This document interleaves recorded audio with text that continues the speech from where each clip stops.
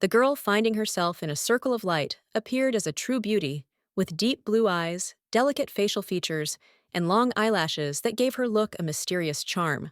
The man with the cane standing over her noted with disappointment that, unlike her twin brother, the noblewoman had never been able to awaken the power of water within herself. A voice full of cold indifference announced that a terrible fate awaited the girl, death, and among the crowd of noble persons, the young man stood with his head bowed, and deep sorrow was frozen in his gloomy gaze. He was irresistible, full of noble grandeur, and at the same time remained the brother of that very aristocrat who was now being led to certain death.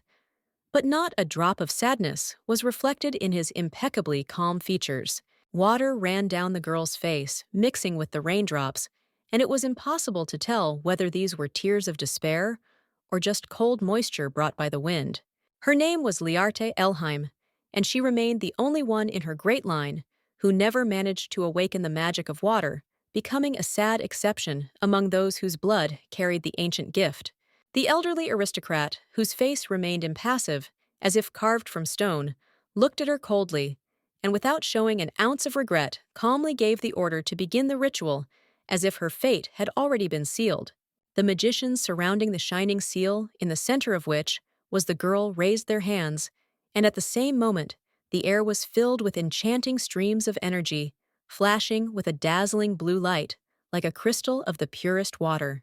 Liarte Elheim couldn't hold back her tears, but at that very moment, magic began to swirl around her, shimmering, shining, and enveloping her in a thin veil, as if responding to her despair.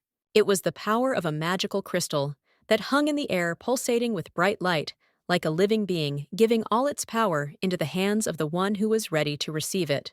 The nobleman, standing nearby, recoiled in shock, not believing his eyes, because before him was revealed the most ancient spirit awakened from a long sleep. Its power began to manifest right at that moment, like a force that no one dared to disturb. Liarte's twin brother was deeply shocked that his younger sister was able to awaken her power in such a desperate and hopeless moment, when it seemed like the whole world around them had collapsed, and everything was already lost forever. The magic stone, as if unable to withstand the stress, began to crack and break, blinding light bursting out of its cracks, illuminating the darkness around, and filling the air with ancient magic. The sorcerers who performed the ritual could not believe their eyes, as the incredible power they had barely contained broke through their defenses, leaving them confused and struggling to contain the flow of magic that threatened to engulf everything around them.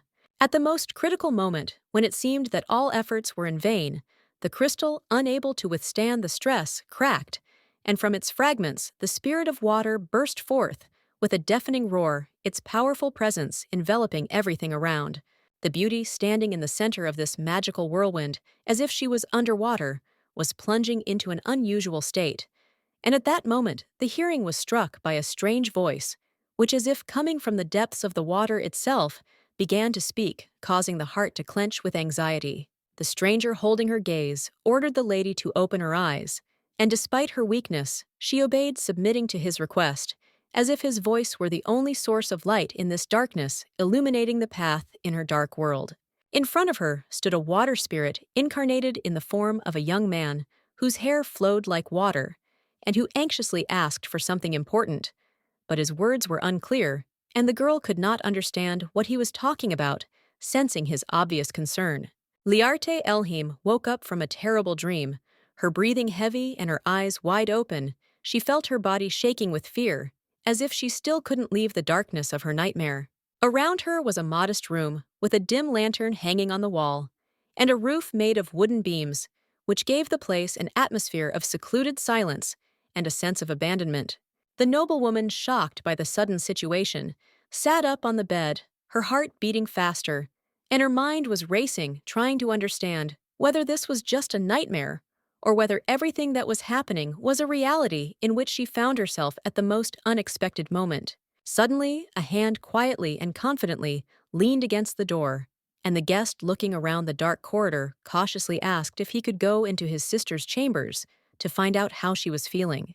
It was her brother, who, without any emotion on his face, indifferently addressed her with a question about her well-being, as if every word had been carefully thought out and devoid of personal attachment. The man sitting down next to his sister calmly explained that he simply wanted to check on her, to make sure she was okay, without a hint of worry or other feelings in his gaze, as if it was a normal thing. Suddenly, with inexorable force, a man's hand grabbed the lady's wrist, and she froze, unable to understand what was happening, feeling how a cold alarm engulfed her, and the space around her contracted. In a rude tone and with obvious irritation, Leonricius said that, because of his sister, all his carefully thought-out plans had gone down the drain, and now he found himself on the verge of despair, completely deprived of the ability to control the situation. The boy looked mad, as he said with fury in his eyes, how much this relative irritated him. He hated her with all his being, and his words sounded as if they were bursting out, unable to be restrained. The lady recoiled in surprise, her eyes wide with fear, and with a trembling voice asked again what exactly her brother meant, unable to believe what was happening, as if his words were not from this world.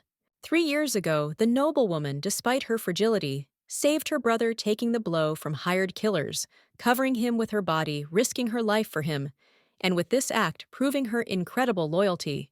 Then the beauty was wounded, and the cousin had to put all his plans aside to treat his sister, forgetting about his own ambitions and even his own well-being, giving everything for her recovery and salvation. Frowning, Liarte Elheim realized with alarm that she had probably somehow ended up in the past, and now everything around her looked strangely familiar, as if she had returned to a moment when everything still seemed real, but was no longer so. Without thinking twice, the aristocrat, with unexpected determination, knocked the impudent man's hand away, abruptly breaking free from his grip and regaining her independence, despite the anxiety that raged inside. Liarte, with obvious irritation in her voice, rudely ordered her relative not to worry about her anymore, because she was no longer going to act recklessly and risk her own safety for the sake of others' interests, realizing her responsibility. For the guy, this behavior of the lady was a real shock, and in surprise, he asked her what she was talking about, not understanding what could have prompted her to change her behavior and statements so abruptly. Suddenly, in complete silence, the door slammed shut with a bang, as if the answer to all their questions, and the sound hung in the air like a harbinger of something important and inevitable. A nobleman entered his presence, felt like something important and powerful, and he ordered the young nobleman to follow him immediately, leaving no time for objections or reflection, as if everything had been decided in advance. The boy's father had brought people with him who had special abilities, and the water spirit stone reacted in a strange and unexpected way, as if it had felt the true power of these individuals for the first time, awakening a vague anxiety in the air. Without thinking twice, the aristocrat, leaving his sister sitting on the bed, stood up from his place, resolutely following the nobleman, his face expressing complete determination and no hesitation, as if he had already made his decision. Before leaving, the man with blonde hair and distinct blue eyes looked at Liarte with disdain, his gaze filled with arrogance and cold condemnation, as if she was not worthy of his attention. The lady, however, did not look away, meeting his cold gaze with the same motionless expression, and responded in kind. Her eyes did not express fear, only confidence that her place was here, and no one had the right to judge her. In the future, when the stone split, the lady felt a strange sensation, as if something had taken up residence inside her body, breaking into her essence, and awakening an unknown power that she had never realized before. Perhaps it was at that moment that the maiden awakened a power that had been passed down through generations of her family, ancient and hidden in her blood. She felt it slowly awakening within her, filling her with power, ready to act like an ancient energy waiting for its time. Clenching her hand into a fist, the woman felt her energy merging into one stream, as if her entire essence had gathered in this gesture, as if she was ready to let go of everything that had accumulated in the female soul. Raising her palms into the air, Liarte began to concentrate on trying to use her power, feeling how every cell in her body responded to this impulse, how nature itself began to respond to her inner call. A soft, almost imperceptible glow appeared in her fingers, which soon began to intensify, and drops of water invisible to the eye began to gather in the air, forming small circles as if obeying her will. The magic quickly began to transform into a compact ball, sparkling with a soft light, and feeling like something alive, as if the element of water itself had taken on a form that could respond to its every impulse and movement. Liarte smiled happily when she realized that she had finally succeeded, and her power, despite all her doubts, took shape and began to obey her will. This was a real achievement for her confirmation that she was capable of more. The beauty didn't know if it was a curse or a blessing, but her determination was clear. She was determined to leave her family's duchy without looking back to find her own way and free herself from everything that kept her here. Her big eyes, full of determination and stubbornness, did not express the slightest doubt. They were hard as stone, ready to overcome any obstacles despite the unknown that awaited her ahead. The horse-drawn carriage glided through the forest as if nature itself was making way for this journey. There was a soft rustling in the air, as if everything around sensed that this was the beginning of a new journey for Liart, full of unknown horizons and hidden challenges. To his companion's question, the young gentleman, whose eyes were covered with a red ribbon, calmly replied that he was fine without expressing the slightest worry, despite the strange situation he found himself in. The knight noticed with a slight smile that Elheim had already guessed who could have sent assassins to kill the heir of their family, and curiously asked the master if he thought that the curse that had been weighing on him all this time would be lifted. The man shrugged his shoulders, as if it was not that important, and explained that they did not have many options since only a water awakened could lift the spell from him, and they could only hope for this rare specialist. The guard smiled and said with slight sarcasm that the imperial family had sent him a gift, to which the gentleman, holding back his irritation, replied that his comrade should immediately return the item back without delaying his reaction to this unexpected gesture. Behind the carriage, with silent determination, followed quietly the discerning guards ready to attack at any moment if it turned out to be necessary, their eyes reflecting their readiness to protect their master at any cost. The young master was willing to give everything he had if only someone could lift the curse from him, and this thought was the only desire that mattered to him at that moment, encompassing him entirely. With the help of dark energy, the boy stopped the intruders, and their cries of pain broke the silence, as the power emanating from him suppressed them for a moment, as if the dark magic itself seemed alive and persistent. Taking off the blindfold, the boy revealed to the world his red eyes empty and lifeless, as if he saw nothing but pain and loss, and with a cold expression, he stated that the motto of their Birch family had always been to defeat all their enemies, no matter the cost. The castle, standing against the backdrop of the sunset sky, looked strange, and at the same time majestic with crooked architecture, as if its creators were trying to personify their own imperfection. And next to it, there was a large house that seemed like a stone embodiment of strength. The man sitting in the chair looked up and asked curiously, what brought a man named Mikhail Bircha to this place, his words sounding like a riddle that hid something more than simple curiosity. The nobleman, whose eyes were covered with a ribbon, said with a slight smile that he had come here with one request. His voice was quiet but full of confidence, as if every word had been carefully weighed. Leaning his hand boredly on the arm of the chair, the aristocrat offered to send him away if his presence was undesirable, without showing any concern, as if the very fact of his arrival should not have caused any particular emotion. However, the handsome man had an official invitation in his hands, which, despite his relaxed posture, served as irrefutable proof of his right to be present, like an invisible wall that no one could simply destroy. And so the nobleman, on the contrary, could not utter a word against it, knowing that any protest against the presence of this man would be useless, since his position was supported by the force of authority that could not be challenged. This document, signed by the emperor himself and the representatives of the temple, was irrefutable proof that the guest who came here had a special right, and no one could question his intentions, for he was protected by the highest authority. Sly as a fox, Mikhail said, with a slight grin that he seemed to be feared his words were full of irony, but they concealed a deep conviction that his presence here left no choice for others. The gray-haired nobleman, without wasting any time, ordered the aristocrat opposite to say directly what he wanted, without complicating the situation with unnecessary words.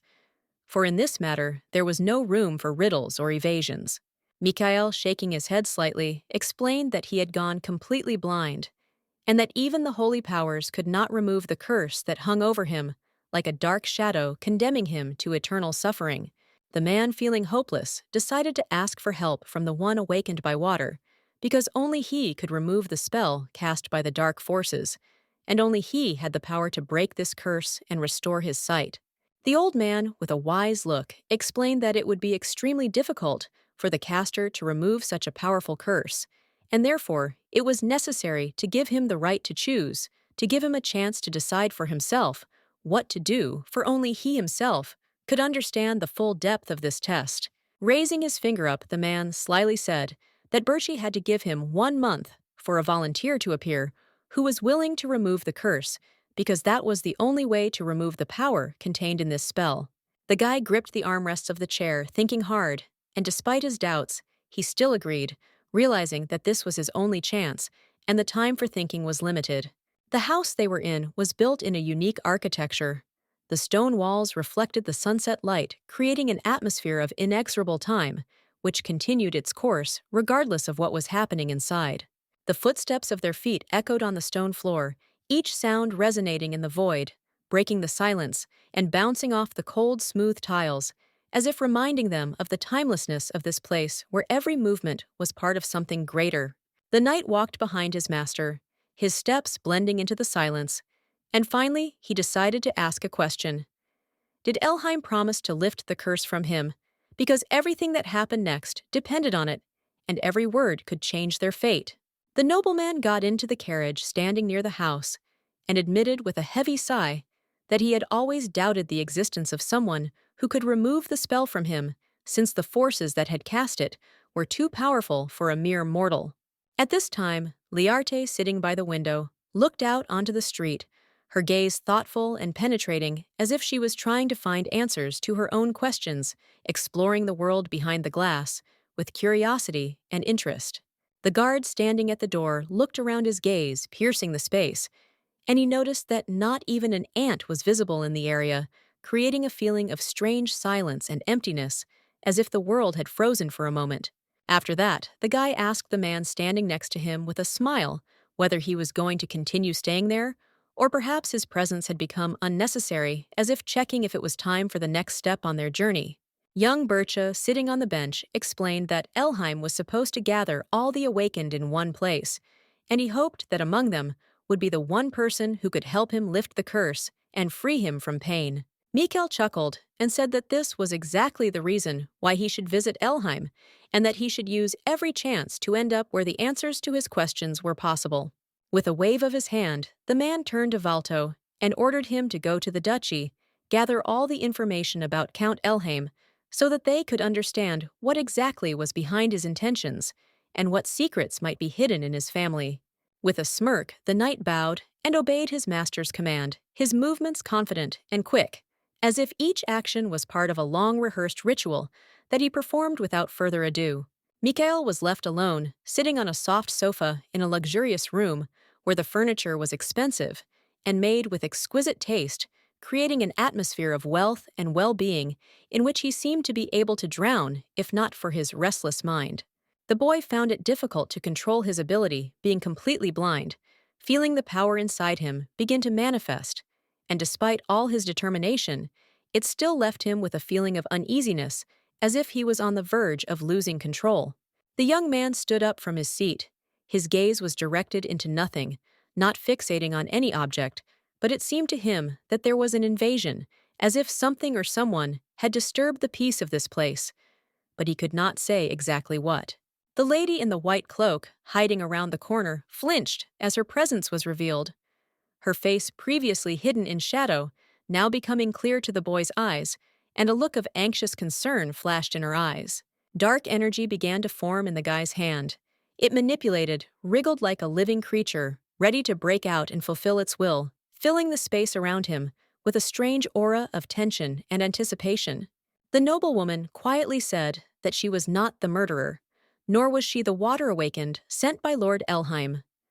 Her words were calm, but there was a hidden worry in them, as if she was trying to figure out how his words would affect the situation. The guy froze in shock when he realized that the stranger was not emitting the stinking smell of water that he expected, but a clean and pleasant aroma, like from a spring fresh and invigorating, which immediately confused him and made him doubt his expectations. The lady stood awkwardly in the room, not knowing what to do next. Her gaze darted around the room, trying to find at least some trace or answer, to understand how to behave in this unpredictable moment. But her thoughts could not be collected into one whole. Birch, unable to resist, asked the stranger why she had come to him. His voice was calm, but his eyes showed wariness, like a person who is ready to meet any surprise, but does not want to show his emotions. The noblewoman suddenly declared that she could help the man remove his curse. Her words were decisive, but there was no extra confidence in them, as if she herself did not know what would happen exactly if she took this step. In response, she also asked if she could restore his sight, what he was willing to do for her in return. Her voice sounded sincere, but in his intonation there was a thin thread of doubt, expecting a reaction from the man. Smiling slyly, he tenderly kissed the lady's palm and confidently declared that he was ready to do anything for her. His words sounded as if he was offering all his heart and strength, ready to fulfill any of her whims. The guy leaned closer to his night guest and promised that he would give her everything she wanted. His voice was soft, but there was a determination in it, like a man who was ready to do anything to fulfill her desires. Liarte stood up, standing resolutely in front of the handsome guy, and firmly stated that she first needed to assess his physical condition. Her gaze was serious and purposeful, as if she did not allow herself to miss. Reaching her hand forward, she quietly but confidently said that she wanted to remove the blindfold from the nobleman's eyes. Her movements were precise, as if honed over the years, smooth and confident, and her voice sounded as if she knew exactly what she was doing and why, without doubting her actions. Slowly, she began to untie the ribbon from the man's head, her fingers carefully touching the fabric, trying to gently remove the bandage, to see his face for the first time. And with each movement, the tension in the air grew, creating the feeling that time had stopped. The maiden did this for a long time, explaining that the knots on the fabric were too tight. Her hands moved carefully but decisively, as if each movement required time and patience so as not to damage the fabric and not rush the result. The guy could have said that he could have untied the knot himself, but for some reason he didn't voice it, leaving silence between them, as if his thoughts were distracted by something more than a simple action that he could perform himself. He enjoyed the gentle touch of the lady's hands, and this feeling penetrated him like a thin stream of warmth, creating a strange sensation that her every movement left a mark on his soul that was not so easy to erase. Finally, the ribbon fell, and the boy looked at the girl opposite, with his empty, blind eyes, in which there was not a hint of light. His gaze was cold and lifeless, as if he no longer existed in this world, but only existed in the dark abyss that enveloped him. His eyes were red and dangerous, like a predator's, and their gaze pierced her through and through, leaving the feeling that she was standing on the brink of something terrible, where every second could be her last, and the air around her was filled with tension and a silent harbinger of trouble. Inside them, in their pupils, there was a darkness hidden like the curse of strong chains that could not be broken, a black energy that filled the male soul, ready to break out at any moment and engulf everything around. The lady froze in shock, not believing her eyes, because it was terribly strange, terrible and unimaginable, as if the whole world around them was disappearing, leaving only this darkness that could swallow up everything she knew. The man had been cursed with dark magic, and by all appearances its effects were deadly.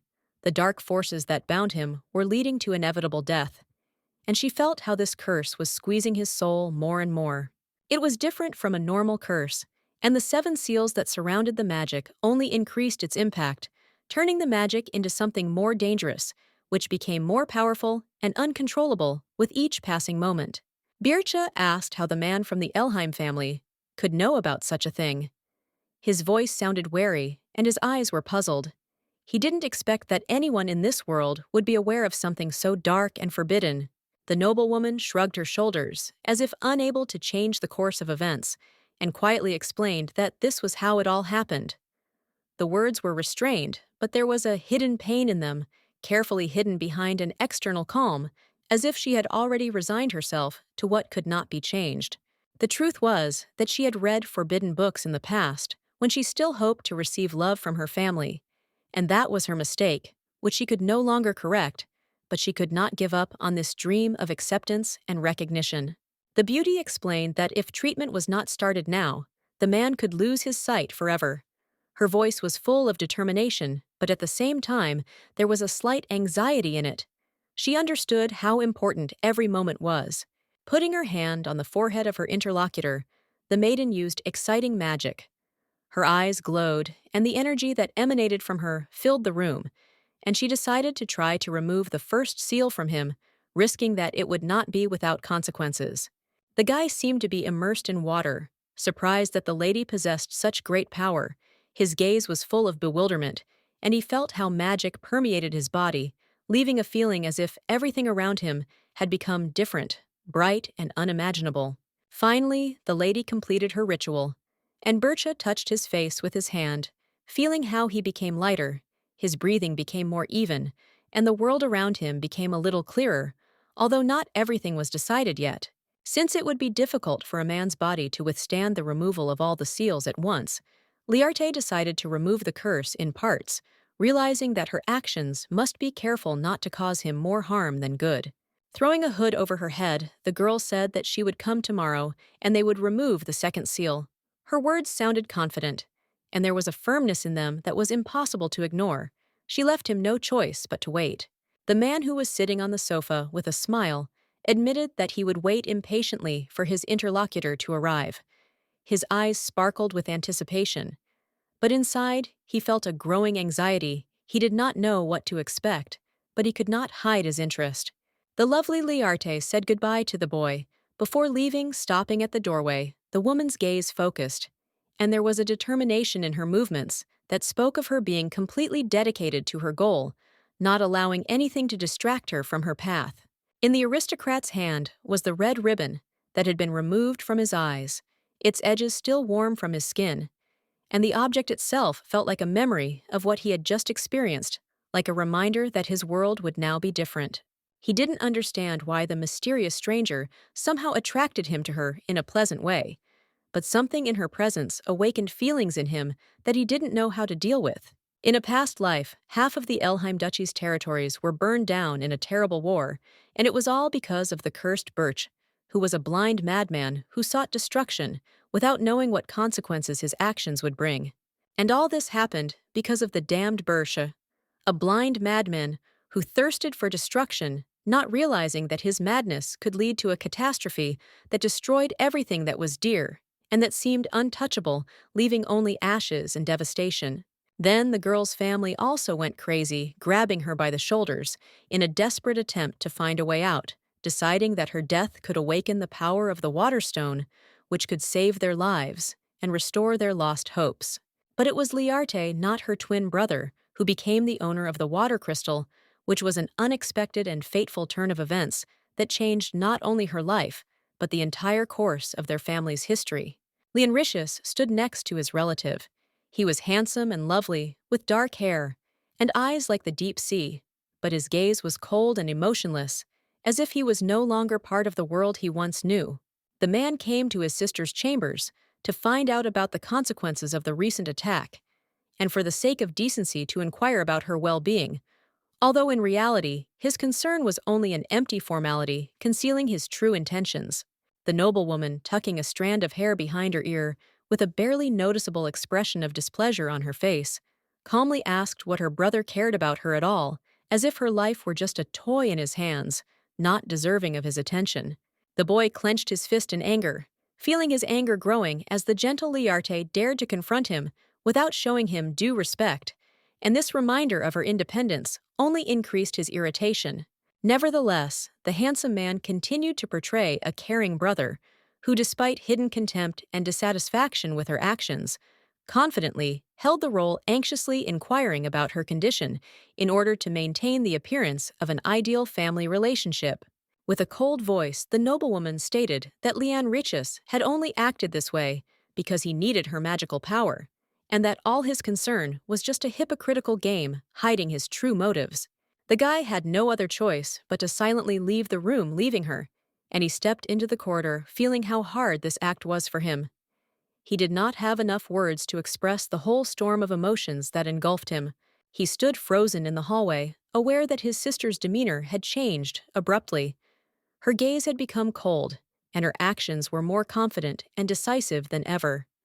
The abrupt change in her behavior was obvious, and it was alarming. His sister had changed after that terrible attack by the assassins who had come for her life. And now, instead of the former defenselessness, there was a determination and strength in her eyes that he had not noticed before.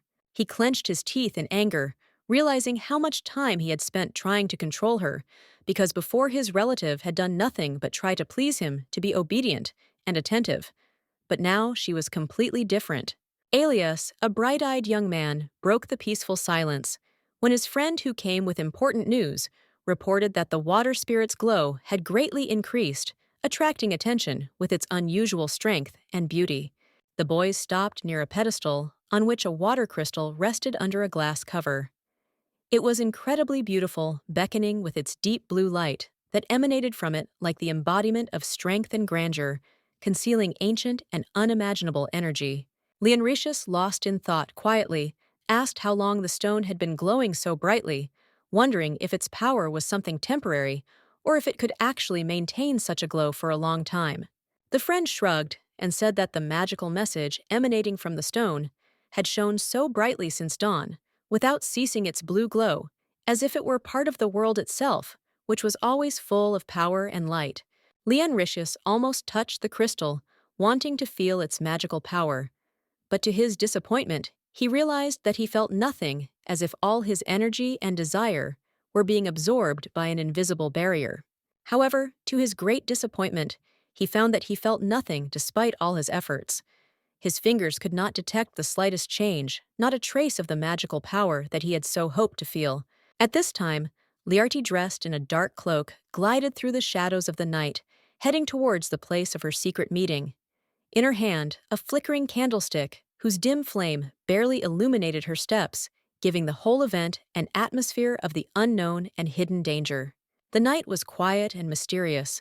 The moon, like a silent witness, shone brightly in the sky, and the stars, like invisible observers, scattered across the black velvet of the sky, illuminating everything around with a soft, almost magical light, giving everything a special mystery. Mikhail sat on a bench, his eyes already filled with fatigue from the long wait, intently followed the darkness of the night. He was absorbed in thoughts, but still could not get rid of the excitement that was increasingly taking hold of him with every moment. The man bowed his head slightly, showing his respect, and smiling softly, greeted the girl despite the shadows of fatigue hidden in his eyes, like traces of a long journey and unbearable hard experiences. Liarte, without wasting any time, removed the hood from her head, and with a slight light in her eyes, greeted him in return, joyfully expressing how pleasant it was to meet him again, despite all the hidden tension of the situation. The aristocrat, feeling a little awkward, frowned slightly, not being particularly pleased with the way the girl addressed him so formally, and not hiding his slight irritation, suggested moving on to a more personal conversation, calling him by name. The boy froze for a moment. His face flushed, and his heart beat faster when Liarte, without hesitation, whispered his name, as if she already knew him better than he himself expected, and he could not hide his confusion. Smiling tenderly, the beauty gently pressed her hands to the man's face, whispering to him that the time had come to remove the second seal from him, and feeling a slight touchingness in this moment, she was ready to help him in his suffering. Noticing how the man's hand was shaking from pain, the lady carefully covered it with her palm, trying to convey her strength and calm, as if to ease his suffering and return him to a sense of security in this difficult moment.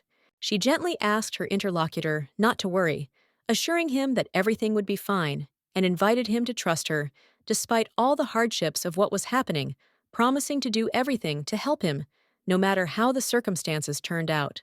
Mikhail, stunned by her words, looked up in shock when he heard her vow to return his sight, because no one but her had ever behaved so sincerely and friendly with him, as if a sincere desire to help was more important than all barriers. Magic, like an invisible force, enveloped the fragile-looking girl.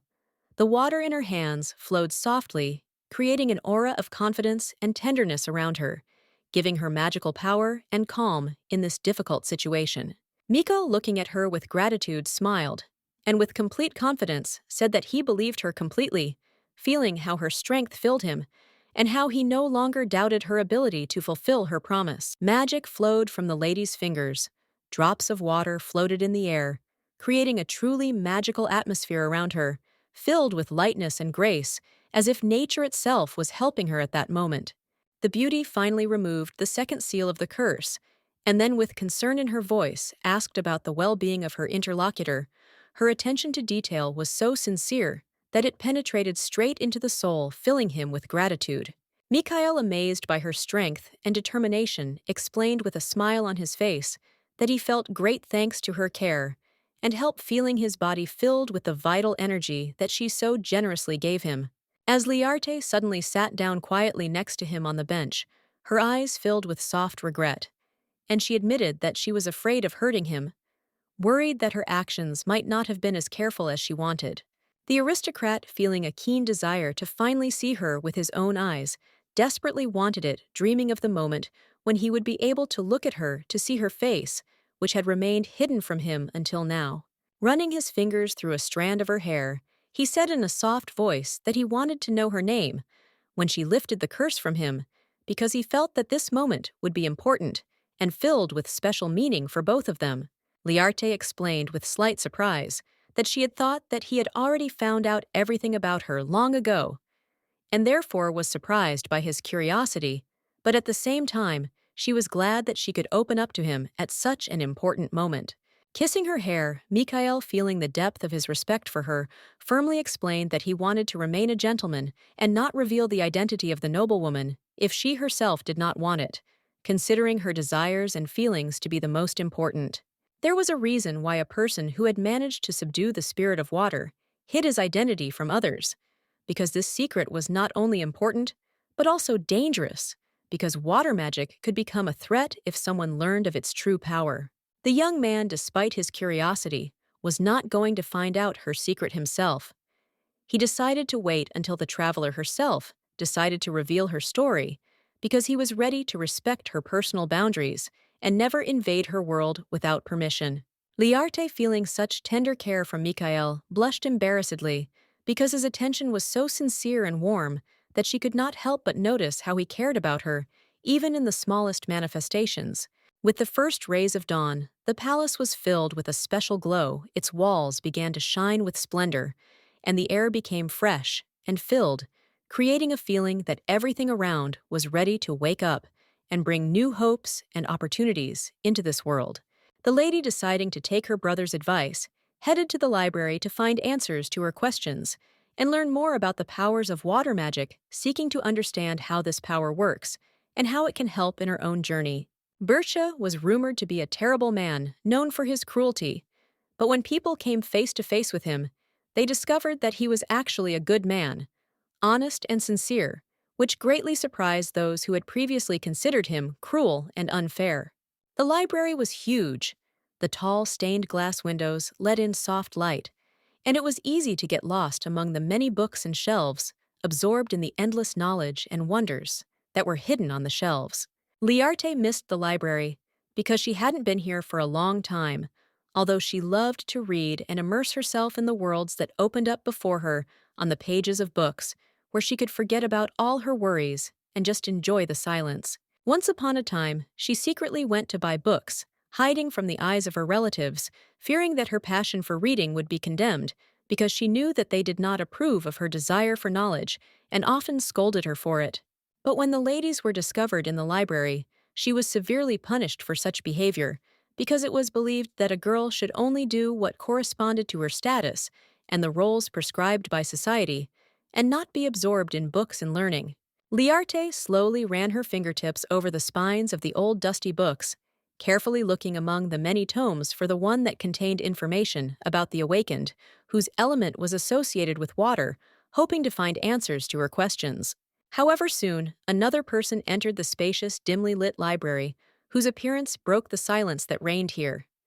The gaze immediately caught the presence of an unfamiliar lady bent over old books, as if immersed in another world.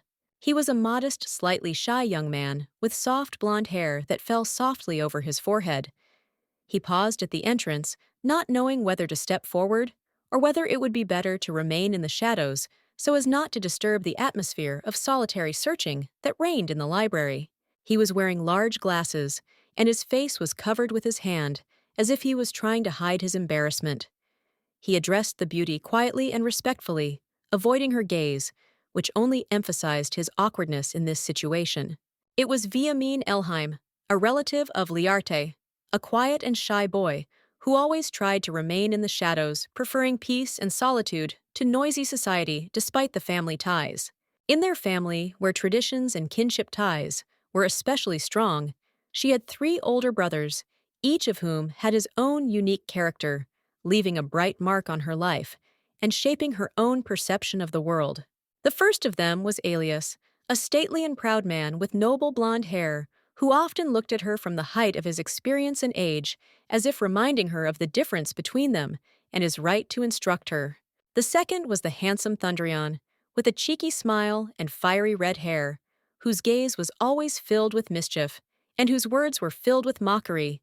But behind this bravado there was undeniable strength and a willingness to protect his family.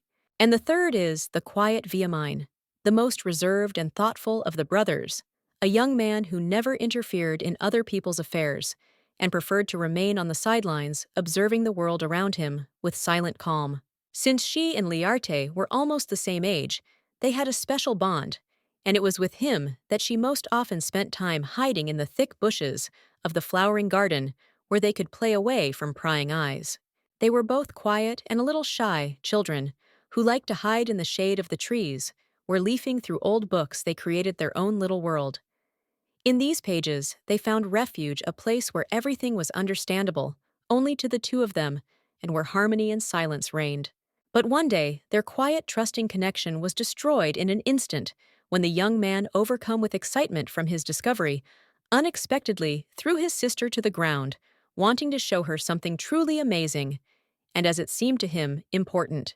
It was forgotten, forbidden knowledge, hidden from prying eyes. Viamine, driven by a thirst for knowledge, began to study ancient black books, the pages of which kept truths in secret from his father. One day he could not resist and invited his sister to join him in his study. However, the secret could not remain so forever, and soon their father, whose close attention left no chance for mistakes, revealed their secret, bursting into the room at the most inopportune moment. At that moment, the young men shuddered in horror, realizing that they had been taken by surprise. Their eyes showed fear of the inevitable punishment, and the hands that clutched the ancient tome trembled from the sudden realization that their childish prank had turned into a real catastrophe. Filled with anger, clenching his fists, their father exhaled heavily, trying to contain his raging rage, and in a menacing voice demanded an explanation, demanding to name the one who dared to steal the forbidden knowledge belonging to their family. Viamine, pale with fear, raised his palms upward, with trembling hands, as if hoping to protect himself with such a gesture from possible punishment. His lips trembled, and treacherous tears rolled down his cheeks when he stammered that it was not his fault at all. Without thinking for a second, overcome with panic, the boy turned sharply to his sister, stretched out his hand, and without hesitation pointed at her, lying that it was she who was behind all this, that it was Liarte who stole the forbidden books and involved him in this dangerous business. Liarte froze, unable to believe what she had just heard. In an instant, her brother, with whom she had shared the secrets of childhood, had turned his back on her, betrayed her, lied, making her look guilty in order to escape punishment himself. The father, possessing insight and knowing his children too well, immediately realized that Viamine's words were a lie. But despite this, he still decided to punish Liarte, as if wanting to teach her a harsh lesson for her carelessness. Instead of brute force, he resorted to water magic, directing streams of icy lashing jets that crashed onto his daughter's fragile body, leaving burning marks of pain on her skin like a brand that captured her mistake. After that incident, Viamine, tormented by guilt, tried again and again to talk to his sister, hoping to regain the lost trust. But Liarte, having experienced betrayal, no longer wanted to hear his voice. No matter what the handsome young man tried to talk about, be it a trivial topic or sincere remorse, the girl invariably slipped away, avoiding his gaze, as if even the sound of his words was unbearable for her, leaving a heavy silence in the air. And now, among the shelves of the ancient library, The man once again, for the umpteenth time, tried to talk to his sister, clenching his fists, in fear that, as before, she would simply turn around and run away without even giving him a chance to say a word. He awkwardly looked away, trembling all over. He timidly asked how she was feeling. His voice was barely audible, as if on the verge of a breakdown, and he hoped that she would not notice his inner turmoil and anxiety, which were impossible to hide. The noblewoman answered him rudely and with contempt, almost as if mocking him, asking how he dared to appear before her and show his dirty and disgusting face, as if it was not worth hiding, and there was no need to pretend. The young man did not expect such a sharp answer, and was stunned, standing in complete bewilderment, not knowing what to say, because his reaction to her words was the complete opposite of what he imagined, and how everything could be. Liarde changed a lot after she experienced death, and since then, she became a completely different person. Forgetting all her previous beliefs and values, she began to look at the world with different eyes, full of hard experience and pain. Viamine said in a plaintive voice that he was shocked and worried to learn about what had happened to his sister, but she, without paying any attention to him, only joylessly walked past, coldly declaring that she had no time for empty talk. Finally, the young man, overcome with a feeling of deep guilt, shouted that he sincerely repented for his childhood mistake, that he had always wanted to apologize to her, but had not found the time or opportunity to do so, and now, finally, he decided to confess his feelings. However, before he could finish, the lady interrupted him sharply, uttering a firm and unbending "no," as if her decision was final, and nothing could change her mind, and she had long since closed the matter for herself. She turned around and glared at her brother with contempt and fury, explaining to him that he had been looking out for his own interests all these years, and that his confession was more like an attempt to get rid of guilt than real remorse. The woman's shoes suddenly stopped, and standing there, she thought that perhaps she should rethink her actions. Was she really wrong? Had she really not seen the whole picture all this time, and been wrong in her decisions, making them based on her own feelings? The beauty, with a subtle irony in her voice, began to say that Viamine had always strived to be a good boy in the eyes of their father, despite his mistakes and weaknesses, hoping for the approval and recognition that he so badly sought in his eyes.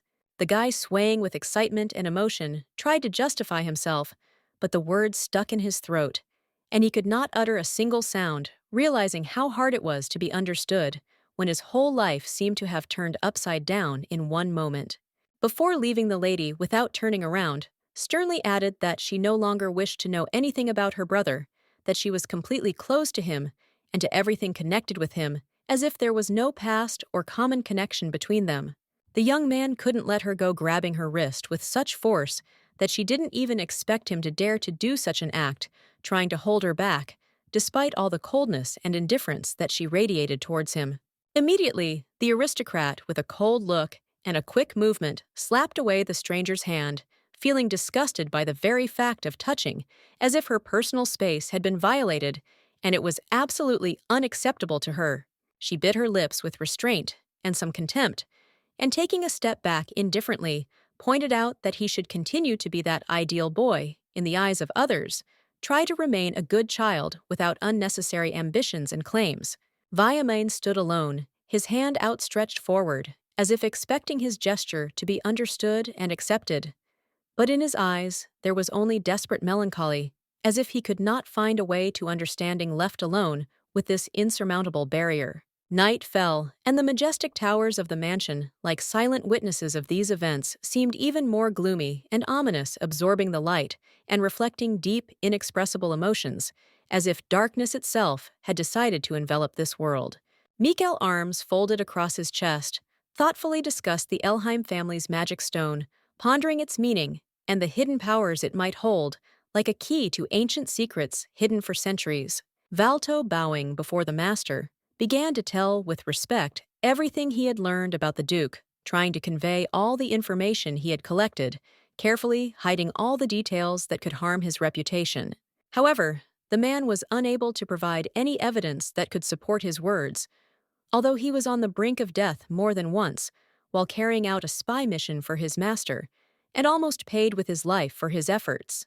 The guard, stunned by the situation, was surprised to notice how Mikael, after listening to his words, believed them, and did not insult him for not meeting expectations, which seemed unexpected and even somewhat strange to him. Sitting up straight with a noble look, the handsome man ordered the servant to send a letter to his father, asking him to find out more about the crystal of the spirit of water, a mysterious artifact that could open new horizons for their research.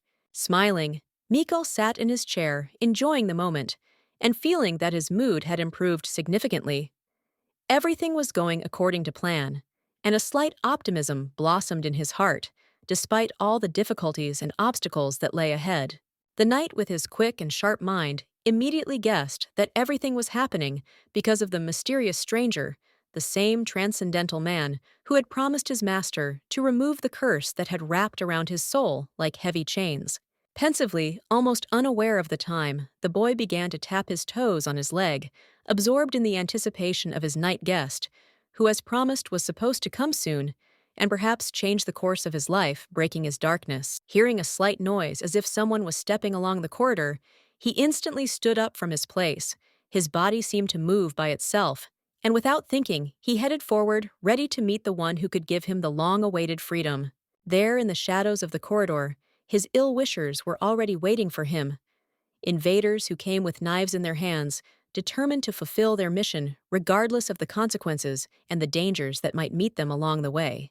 The knight grasped the hilt of the sword that hung from his belt and instantly realized that these men had been sent by the one who had cursed him to finish what he had started, and now they were to carry out their evil will regardless of the risks. The guy, without hesitation, pulled out the dagger, clutching it tightly in his hands and leaning it against his chest, prepared to defend himself, realizing that the outcome of this night would depend on how well he could resist those who threatened his life. The mercenary, without thinking, rushed forward, trying to strike, deciding that the chances of success were high, and that this nobleman would not be able to respond to the attack with the same determination and speed as an experienced killer. The man parried the blow with astonishing ease and determination, his blade meeting his opponent's with precision, the two blades colliding with a sparkling sound, reflecting a tense struggle in which every move could be decisive. He wondered to himself who the terrible man was, who dared to send mercenaries against him, knowing that their mission was not just an attack, but the fulfillment of the curse that he carried in his body like a heavy burden. Blow after blow, the battle continued between the boys, each using their skills to gain the upper hand.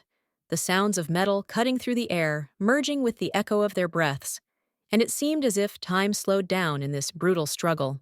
Suddenly, there was a knock at the door, and Mikhail, intuitively understanding that the danger had not passed, blocked the passage with himself, turning to his night guest and ordering her not to enter because the situation had become critical, and here she would be in mortal danger. The guy, in complete shock, noticed that the attackers froze as if petrified and did not move, which was extremely strange and abnormal for such experienced killers. Their bodies seemed frozen, devoid of any life, as if some force stopped them. And then he realized that it was his interlocutor's water magic that somehow saved him, using her powers to slow down or completely stop the attackers, giving him a chance to escape and distracting attention from the imminent threat. The beauty, with a slight worry in her voice, asked if Mikhail was okay, because her intuition told her that his condition could be worse than he let on, and she couldn't help but show concern for the man who had just survived danger. With a forced smile, confidently and proudly, the man declared that it could not be otherwise. He was always fine, and there was no need to worry, as if this fight was just another test on the path that he always overcomes with dignity and determination. The girl, looking closely at his face, did not believe the man's words, because she knew how difficult it was to be safe when fighting blindly and confronting mercenaries, and she could read his true state even if he tried to hide it behind a mask of confidence. Suddenly, she placed her hand on his cheek, touching it softly, noticing that the cut left on his skin was not a simple scratch. He had been hurt, and this moment touched her, making her feel even closer to this man who had gone through such a difficult ordeal. Embarrassed by such an unexpected and tender gesture, Mikhail turned away with restraint, feeling how her touch, so gentle and caring, made his heart speed up, and his inner world was suddenly filled with anxiety and unexpected warmth. Cheeks burned with a bright flame, like fiery coals, and the lady's actions confused him to the point of horror, causing his inner world to waver as if he were standing on the edge of an abyss, not knowing what to do at this moment. The darkness of the night enveloped the mansion, absorbing everything around it like an invisible force, and it itself became even more majestic and mysterious in this darkness. The night, like a living entity, penetrated every corner, merging with its walls and giving it an unimaginable mystery. Mikhail prepared to fight off the attacks of the immobilized mercenaries with the help of his companion's sorcery, realizing that with her magical support, it would be much easier for him to deal with these opponents as if he were one step closer to victory. He ordered her to stay behind him, not to interfere in the fight, until he himself, with the help of a dagger, dealt with those who dared to disturb his peace. These people interrupted his life full of cruel trials, and now he was ready to return everything that was taken from him. Their hands began to crack, as if from the terrifying force emanating from the magic, tearing off their leather gloves, and leaving their body feeling incredibly heavy, as if time itself had stopped at that moment of impact. The beauty, in complete shock, screamed and ordered the guy not to move, realizing that it could be extremely dangerous, because she herself could not accurately predict the consequences of what was happening right before their eyes. Before Mikhail could take a single step, the killers who had threatened him just a second ago began to turn into bones, their bodies rapidly disintegrating, as if death itself had overtaken them at that moment, leaving only dry skeletons. Raising her hand in front of her, the lady explained in a measured tone that it was not she who had caused such a terrible transformation. It was a curse placed upon them by someone or something that was clearly of an older and darker nature than they could have imagined. Frowning, she crouched down next to the remains of the men, pondering what had happened. The maiden knew that it could have been an old spell, but she could not say for sure which one, as the forces that caused such a transformation were hidden in the depths of ancient magics. Then, with a slight sigh, she turned to her companion, saying that now there was no more danger, and they could relax a little. But inside, she remained unclear as to how long this moment of relative calm would last. Mikhail put the dagger aside with relief, as if he was throwing off a heavy burden that he had been carrying all evening. His tense body finally relaxed a little, and he felt a long-awaited relief, as if all the weight had fallen from his shoulders. The handsome man sat down tiredly on the bed, his gaze fixed on Liarte, and announced that he would send his knights to investigate this strange incident that seemed to haunt him like an invisible shadow ready to appear again. Liarte, with a slight smile on her lips, said that today she would remove another seal from the body of her interlocutor, as if adding lightness to the tense atmosphere, although her words sounded at the same time reserved and confident like a spell. The man blushed, realizing that everything she said was not just a metaphor. He agreed with her, realizing that they should begin the ritual to finally break this magical connection and save themselves from any possible consequences. The lady cast a magic spell on the air and began to heal the aristocrat, her hands moving softly, emitting a mysterious luminosity that filled the space around them, giving him a feeling of calm and strength. The boy, closing his eyes, felt the healing flowing through his body. The magic was freeing him from part of the curse, and he felt the dark forces slowly leaving only lightness and clarity in his mind. A new dawn painted the world in soft shades. The castle was filled with life, as if nature itself was awakening with each ray of sun, bringing peace and tranquility to those lands that had recently been engulfed in darkness and chaos. On the ground among the ashes and shadows lay bones, the remains of people forgotten, left over from the past, like invisible witnesses to ancient mistakes that had left their mark on this world, reminders of the dark days that had once been. The man, a handsome blonde aristocrat with bright, almost fiery eyes, sat on the throne, his gaze commanding and cold as he ordered the servants to dispose of the bones that no longer had any meaning in this new pure world. This was Lucas Franz, the crown prince of these lands, a man whose name was associated with rebirth and the restoration of order, and who now stood on the threshold of a great change, ready to lead his lands into a new era. Bowing his head before the ruler, the man asked what to do with the puppets the spies sent to the duke, because their presence could be not only useless, but also extremely dangerous if measures were not taken.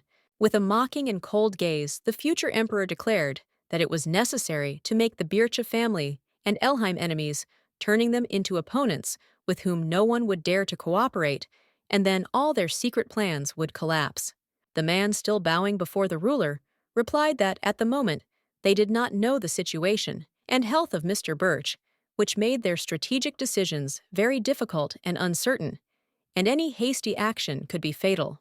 Concerned, the prince asked if the servants thought that the two families might begin to cooperate without his knowledge, since it would disrupt all plans and undermine his own influence if their interests were hidden under the guise of an alliance. The boy knelt before the ruler, and with respect convinced him that it was unlikely that the duke would be able to remove such a powerful curse. There was no need to worry, because the curse was cast so carefully that no magician except the head of the family himself could remove it. Lucas Franz clenched his fists on the throne, in annoyance, his face contorted in anger, as he remembered how much effort he had put into this spell to punish the insolent Birch, who felt too confident in violating his authority. Everyone was convinced that Leanne Riccius was the only person other than the head of the family who could lift a curse of such power, and despite all his might, they could not rely on other forces until this threat was removed. The order was given, and the ruler narrowed his eyes, his mind already making plans. He urgently needed to find an excuse to visit the duchy as soon as possible to make sure his enemy was still under control. Through the door, like rays of the morning sun, light penetrated into the room, reflecting the bright shades of the plants standing by the window, which filled the space with life. But nothing could hide the anxiety in the heart of the ruler ready to act.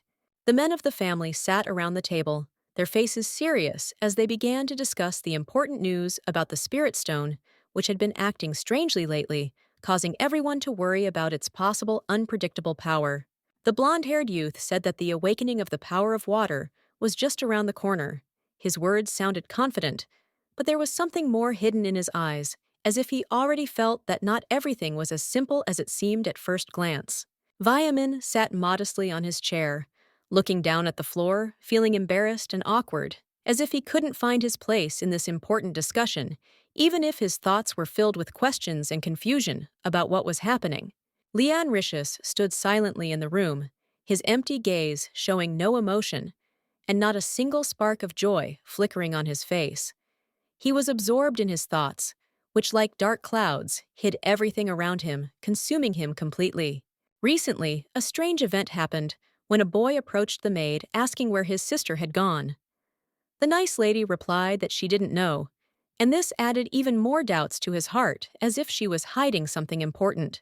Leonricius flinched as a strange voice suddenly rang out, shouting his name, and thus bringing the man out of his deep thoughts, forcing him to return again to this reality where uncertainty and great danger lurked.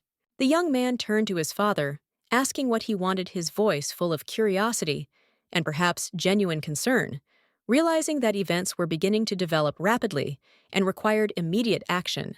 With a smile, the old man reminded his son that he would soon be quite an adult, and therefore the time had finally come to look for a spouse for him.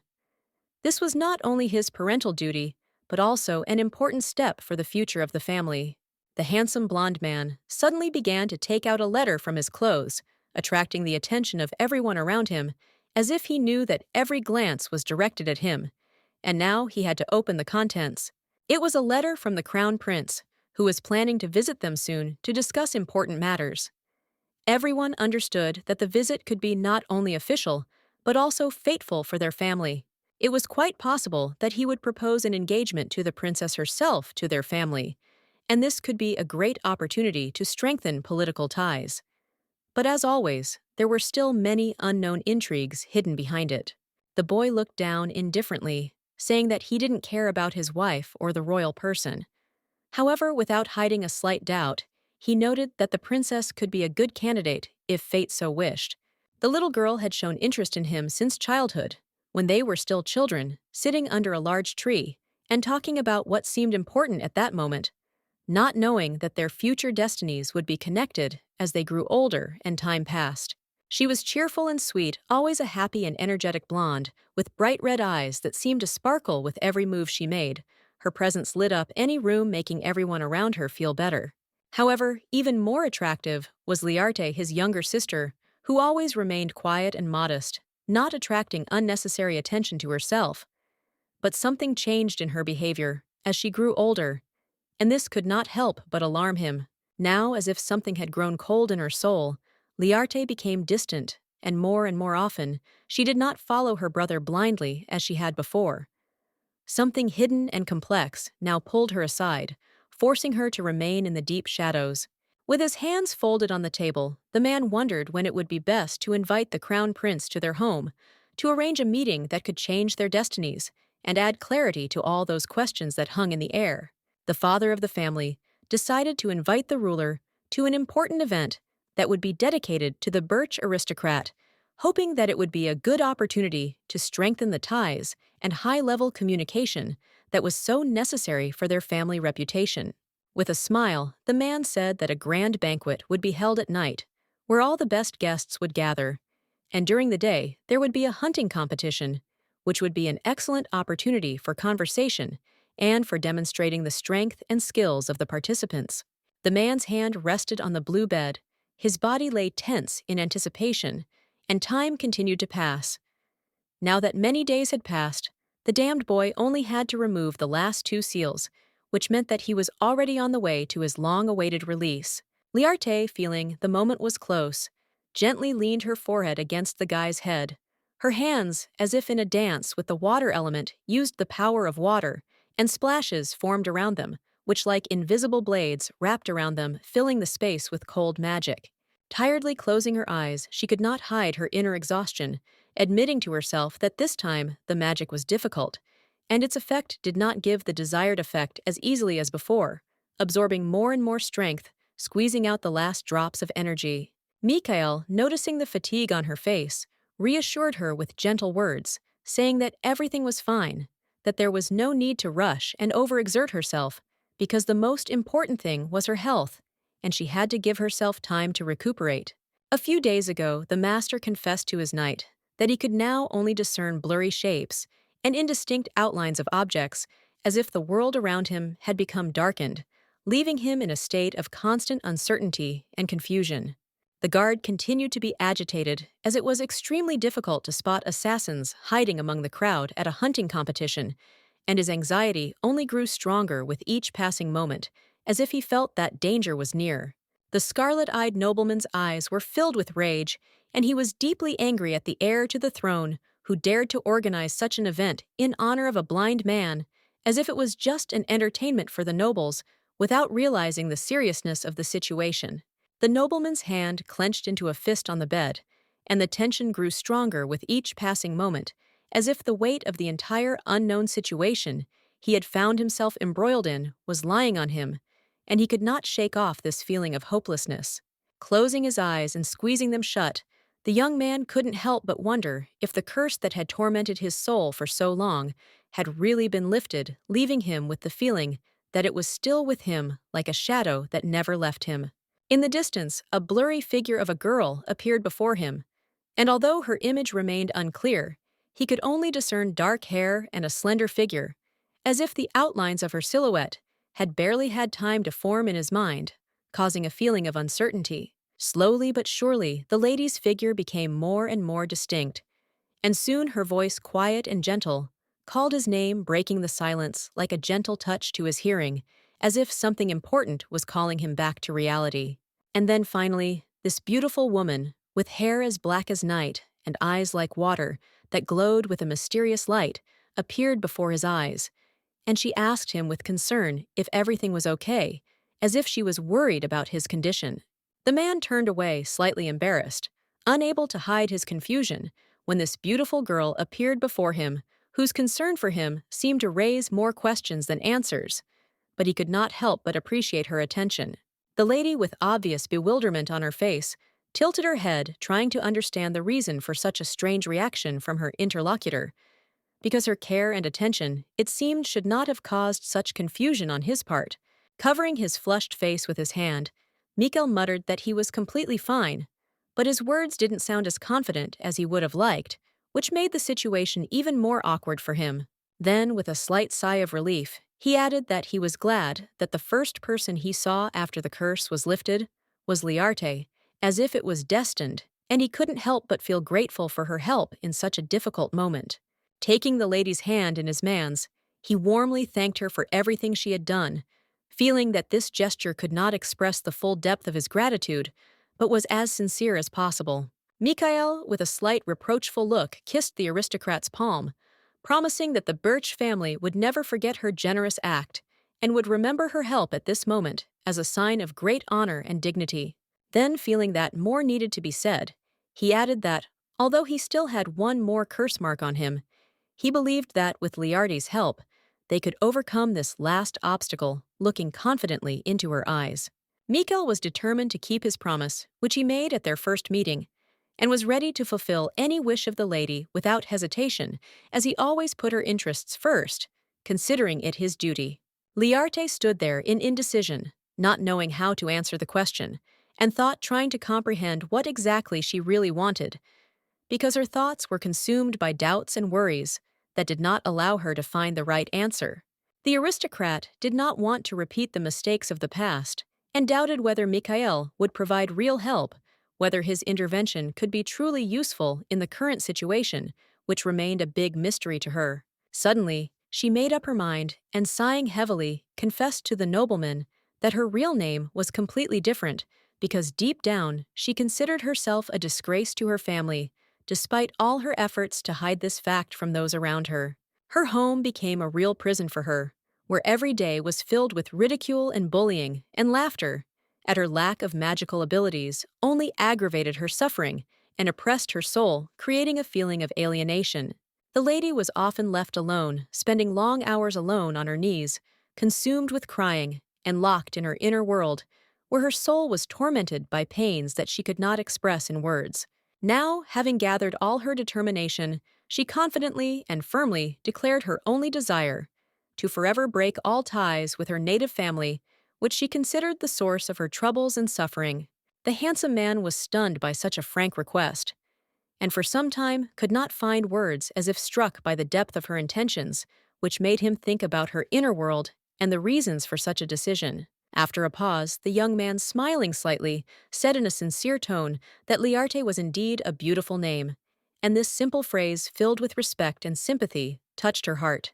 The room was exquisitely furnished, with carefully placed furniture, elegant chairs, and green plants, creating an atmosphere of calm and harmony in which every detail seemed to speak of care and attention to the space. Coming closer, Mikhail, with a sincere expression on his face, promised his interlocutor that he would definitely help her free herself from the heavy shackles that fettered her soul and life, and would do everything possible to stop her suffering. The balcony where they stood was wide open, and the sounds of conversations outside could be heard like whispers mingling with the gentle breeze, while the white walls inside reflected the atmosphere of silence and thoughtfulness that reigned in this place. On a bench located nearby sat a young couple, enthusiastically discussing something with each other. Their voices were full of liveliness and emotion, which gave a special charm to their meeting and added lightness to the space around them. The young man spoke enthusiastically about his family, revealing his roots and origins, explaining in detail that he was the heir to the famous Birch family, which for him was a source of pride and responsibility to his ancestors in the future. When he, showing interest, asked the girl to tell him about herself, she answered modestly, only saying her name, after which she fell silent, not knowing what else to say, because all her thoughts were empty and not filled with any vivid memories. The girl did not know what else to tell. She had no strong interests or deep attachments. There was nothing she loved or hated, and her life remained empty in terms of personal preferences and emotions. When the guy trying to figure out her character suggested that perhaps she liked birds, Lerte, feeling awkward, replied that perhaps that was the case, although she herself was not sure of her feelings, not knowing what she really liked. Sadly realizing this, Liarte realized that she knew almost nothing about herself because her life was spent in a closed world where she did not have the opportunity to develop as a person, remaining a prisoner of her internal limitations and external circumstances. Suddenly, Mikhail caught her attention by calling the white birds and asking what she thought of them. And this question made Liarte think about her feelings, because she never really thought about such things, as if she had lost touch with herself. The nobleman explained with interest that these white birds were used by the Birch family to send letters, and they served not only as a symbol, but also as an important element of communication between members of the family, conveying important information. The bird soared into the air, smoothly spreading its snow-white wings. Its flight was light and graceful, and it seemed that it did not feel the slightest effort, enjoying the freedom in the clear, cloudless sky. Suddenly, she landed on the girl's shoulder, chirping cheerfully, and her small body, so fragile and cute, attracted attention, adding even more coziness to the atmosphere between them. This moment became special, as if nature itself had given them this moment of silence and harmony. With a smile holding the little creature on her fingers, Liarte happily said that she really liked this bird, and her eyes lit up with sincere affection, which she had not felt for a long time, because this simple meeting awakened feelings in her. Liarte would have been happy to leave her home right now, but she knew that, as a minor, she could cause trouble for the Birch family, as the emperor, and the empire itself could interfere in their personal affairs. The young man looking at the lady stared at her as if he saw no problem in her decision, as if the indignation associated with the possible consequences were alien to him, and his self-confidence was obvious. The handsome man thought to himself that he would leave these lands as soon as the hunting competitions were over, but he could not leave Liarte alone, because her safety and fate were important to him, and he could not leave her. Suddenly, the nobleman stood up and suggested that once she came of age, she should leave the Elheim family and start a new life free from the old shackles, which seemed to be her only chance for freedom and a new path. An agreement was reached, and as soon as it was formalized, the birds took to the air, flying out of the open balcony and soaring into the sky, as if symbolizing a new stage in Liarte's life full of hope and change. The men's boots stopped right in the middle of the road, and the aristocrat slowly raised his gaze, as if not noticing those around him, immersed in his thoughts. But his presence could not go unnoticed. He was clearly a man to whom one should listen. With a smile, the guy with fiery red hair said with a slight sarcasm that in this place, despite all the efforts and changes, nothing had changed, and his words sounded like a reminder of eternal truths and the immutability of some things. The young man walked forward with confidence, heading towards the large mansion where his family was waiting for him, ready to welcome him back after a long absence, and every step brought him closer to the moment of reunion with those who were so dear to him. The nobleman's name was Thundrion, and as soon as he stepped into the house, he was immediately greeted by his white-haired brother, standing in the hallway, his gaze full of expectation, his face expressing joy at the imminent reunion. The duke's second son, noticing the appearance of Thundrion, did not hesitate, waved his hand, and with slight interest inquired about the state of the spirit of the Waterstone, about which there were many rumors, and about how things were with this mysterious creature. Thundrion stood out among his family because he always wore a smile on his face, and his hair dyed bright red made him even more different from the others, emphasizing his individuality and dislike for traditions. Moreover, Thundrion went to the palace specifically to win the heart of the sweet princess, because his goal was not only to serve the family, but also to win her favor, which became an important and exciting task for him. The man responded modestly, noting that the spirit of the stone behaved as usual, absolutely calmly, and did not show itself with a single crack, continuing to silently remain in its usual silent state. Thundrion loudly stated that he was an extremely busy man, and for this reason, he could not afford to visit his sister as often as she might have liked, since his duties did not allow him time for personal visits. A huge mansion with majestic trees, arranged like mighty pillars, stood as if protecting the peace of this place, where time was subject to its own rules, and nature reigned in its strict but harmonious order. The stone, with a bright and amazingly beautiful glow, illuminated the entire room, and the water reflecting its light filled the space, creating an incredibly beautiful spectacle, as if nature itself was revealing its secret miracles at this moment. Thundrion stared in complete shock at this incredible sight, as the stone had previously been much calmer, and its behavior was predictable, but now it was clearly going beyond what could be expected. He raised his trembling hand, afraid to even touch this mysterious light that filled the space around him, as if nature itself wanted to show him an unknown miracle, but he did not dare to disturb this moment. The awakened ones from their family did not create water on their own, but could easily control its movement, as if they were the masters of this element, controlling its flows at will and directing them in the right direction.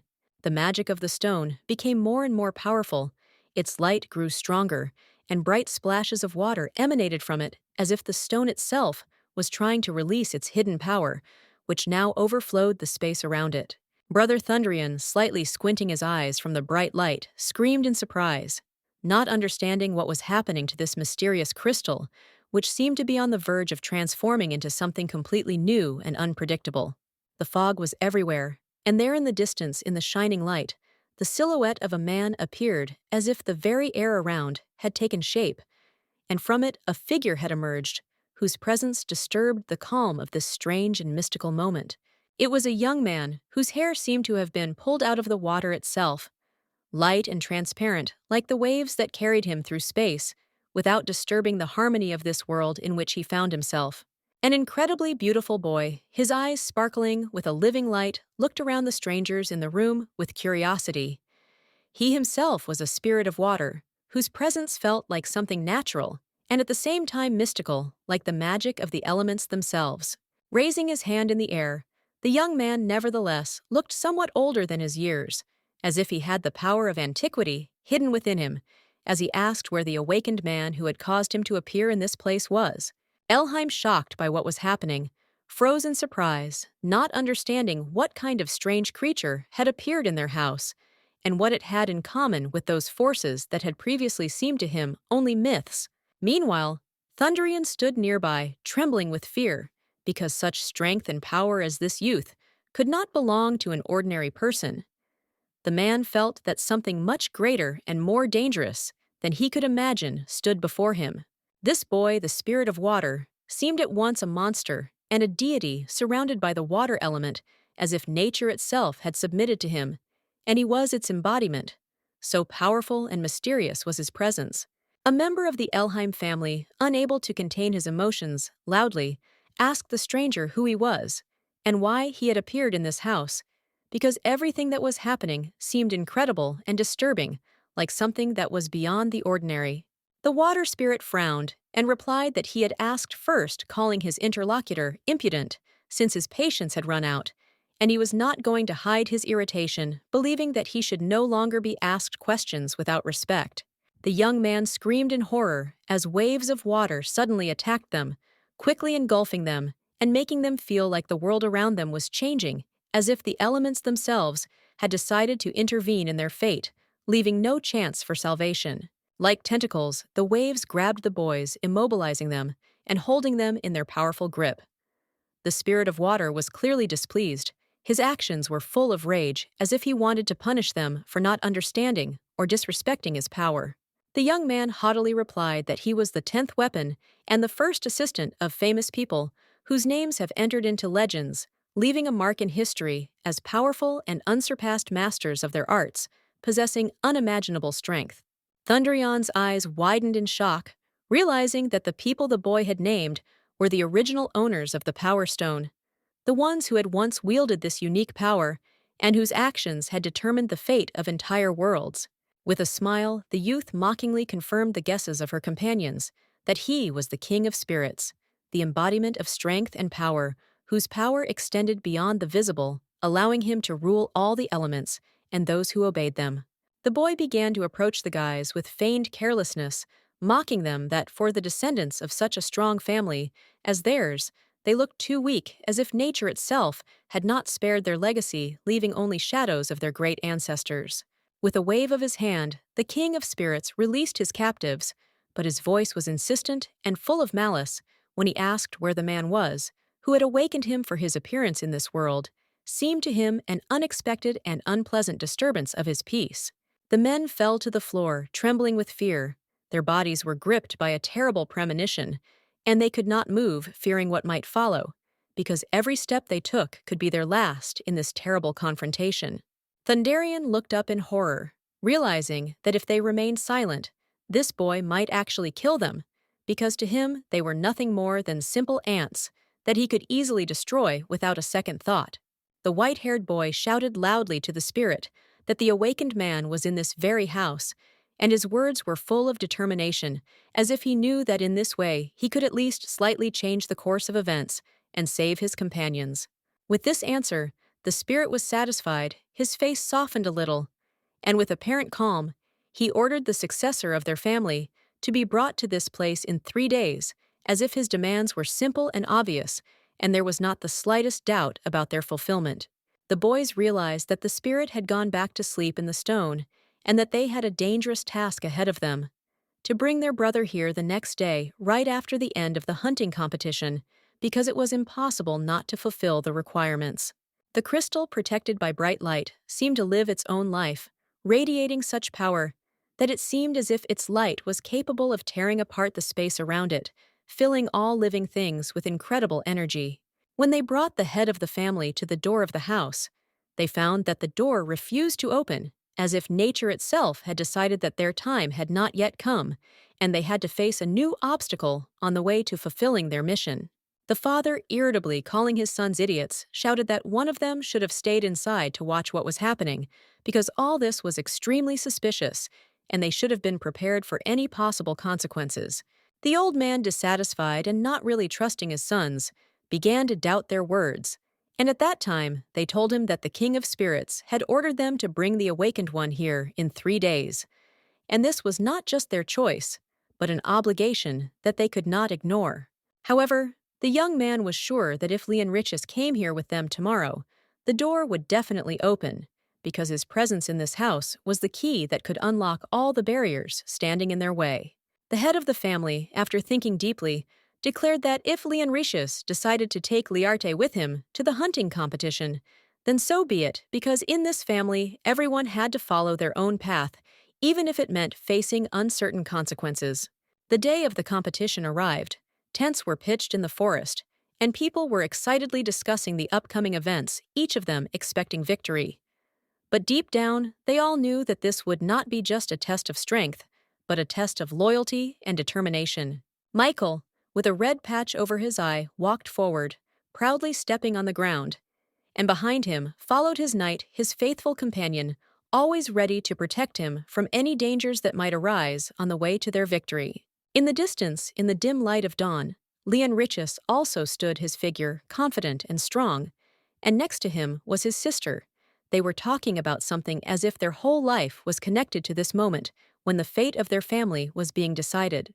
Mikhail involuntarily thought that he liked the brother of the lady who saved him less and less, since the man was too intrusive and impudent, which could not help but irritate him. And at that moment, the emperor himself unexpectedly turned to him.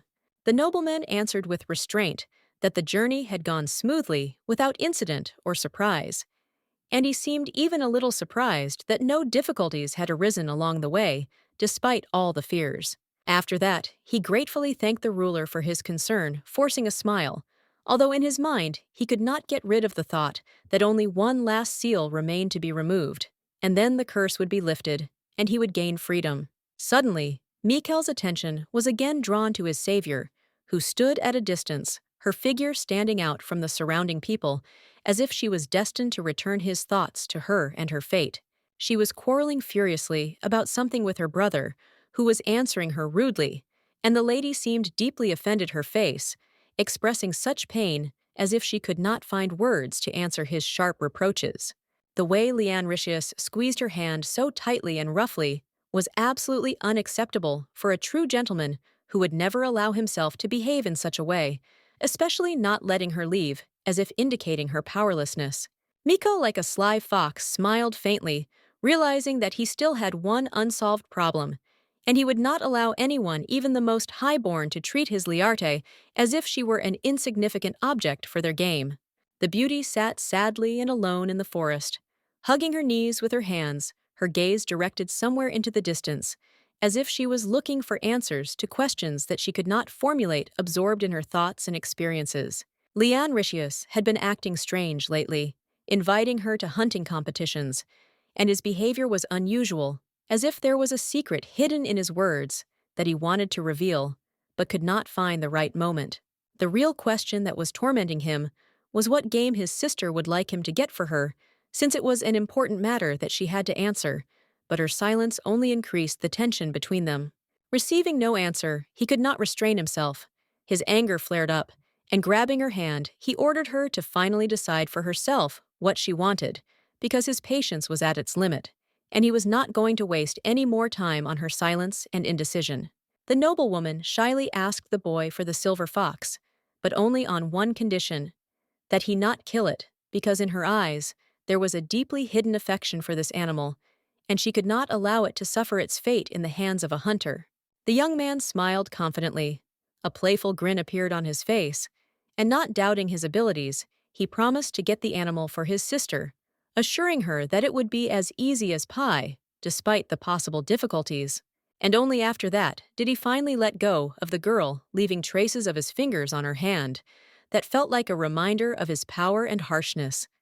These prints, like footprints, left a deep mark, not only on her body, but also in her memory, not allowing her to forget his presence. Now the noblewoman sat under the tree, confused and lost in thought, not understanding how her brother was going to catch such a rare animal, because his confidence in his own strength seemed to her increasingly unfounded, and his plans unrealistic.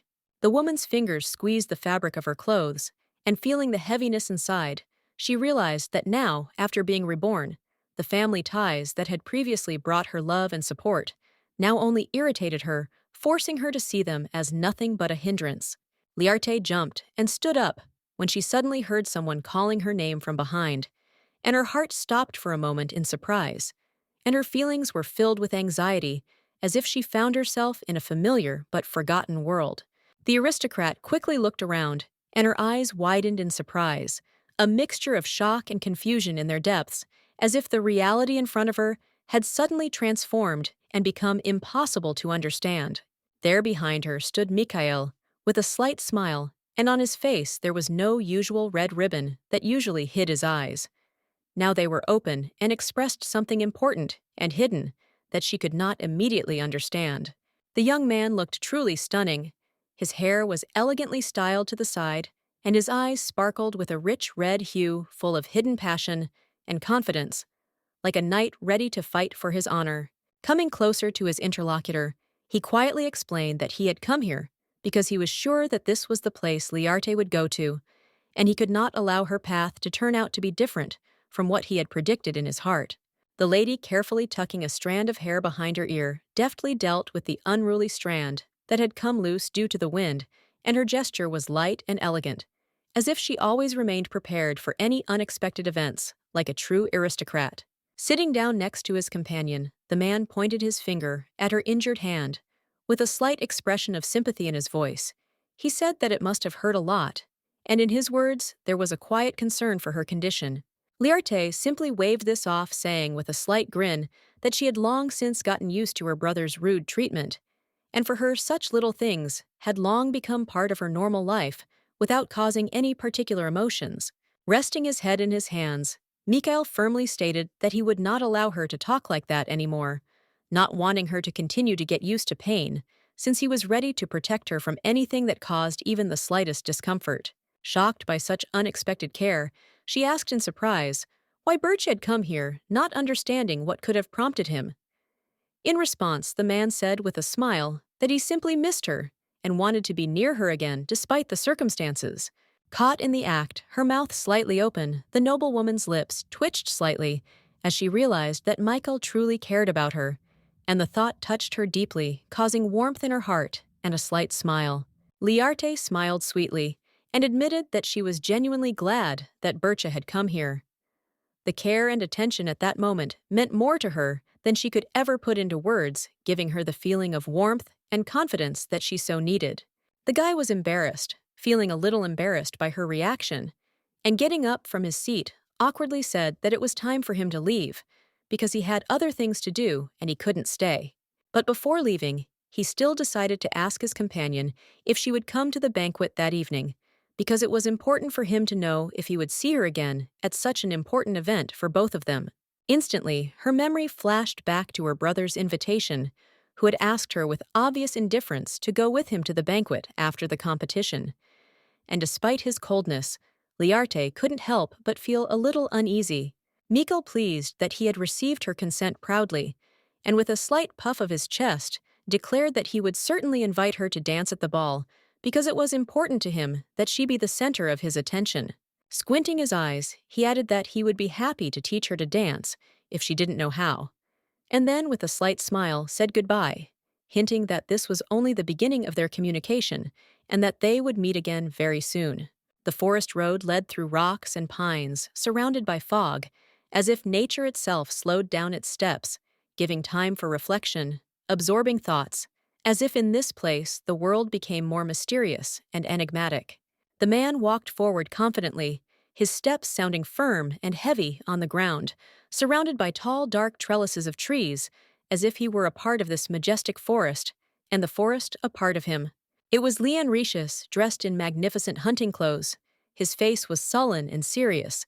His eyes glided with a concentrated gaze over the surrounding expanses, and he was looking for his prey with the precision of an experienced hunter.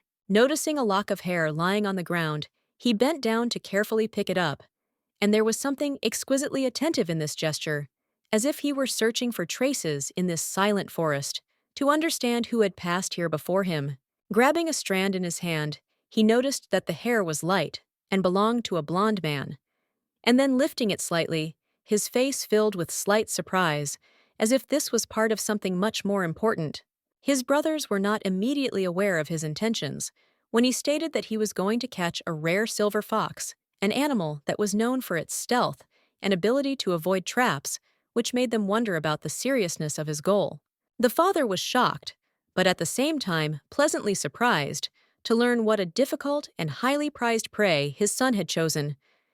And there was something symbolic about it, as if he himself had not expected Leon Ricius to choose such a difficult and dangerous target.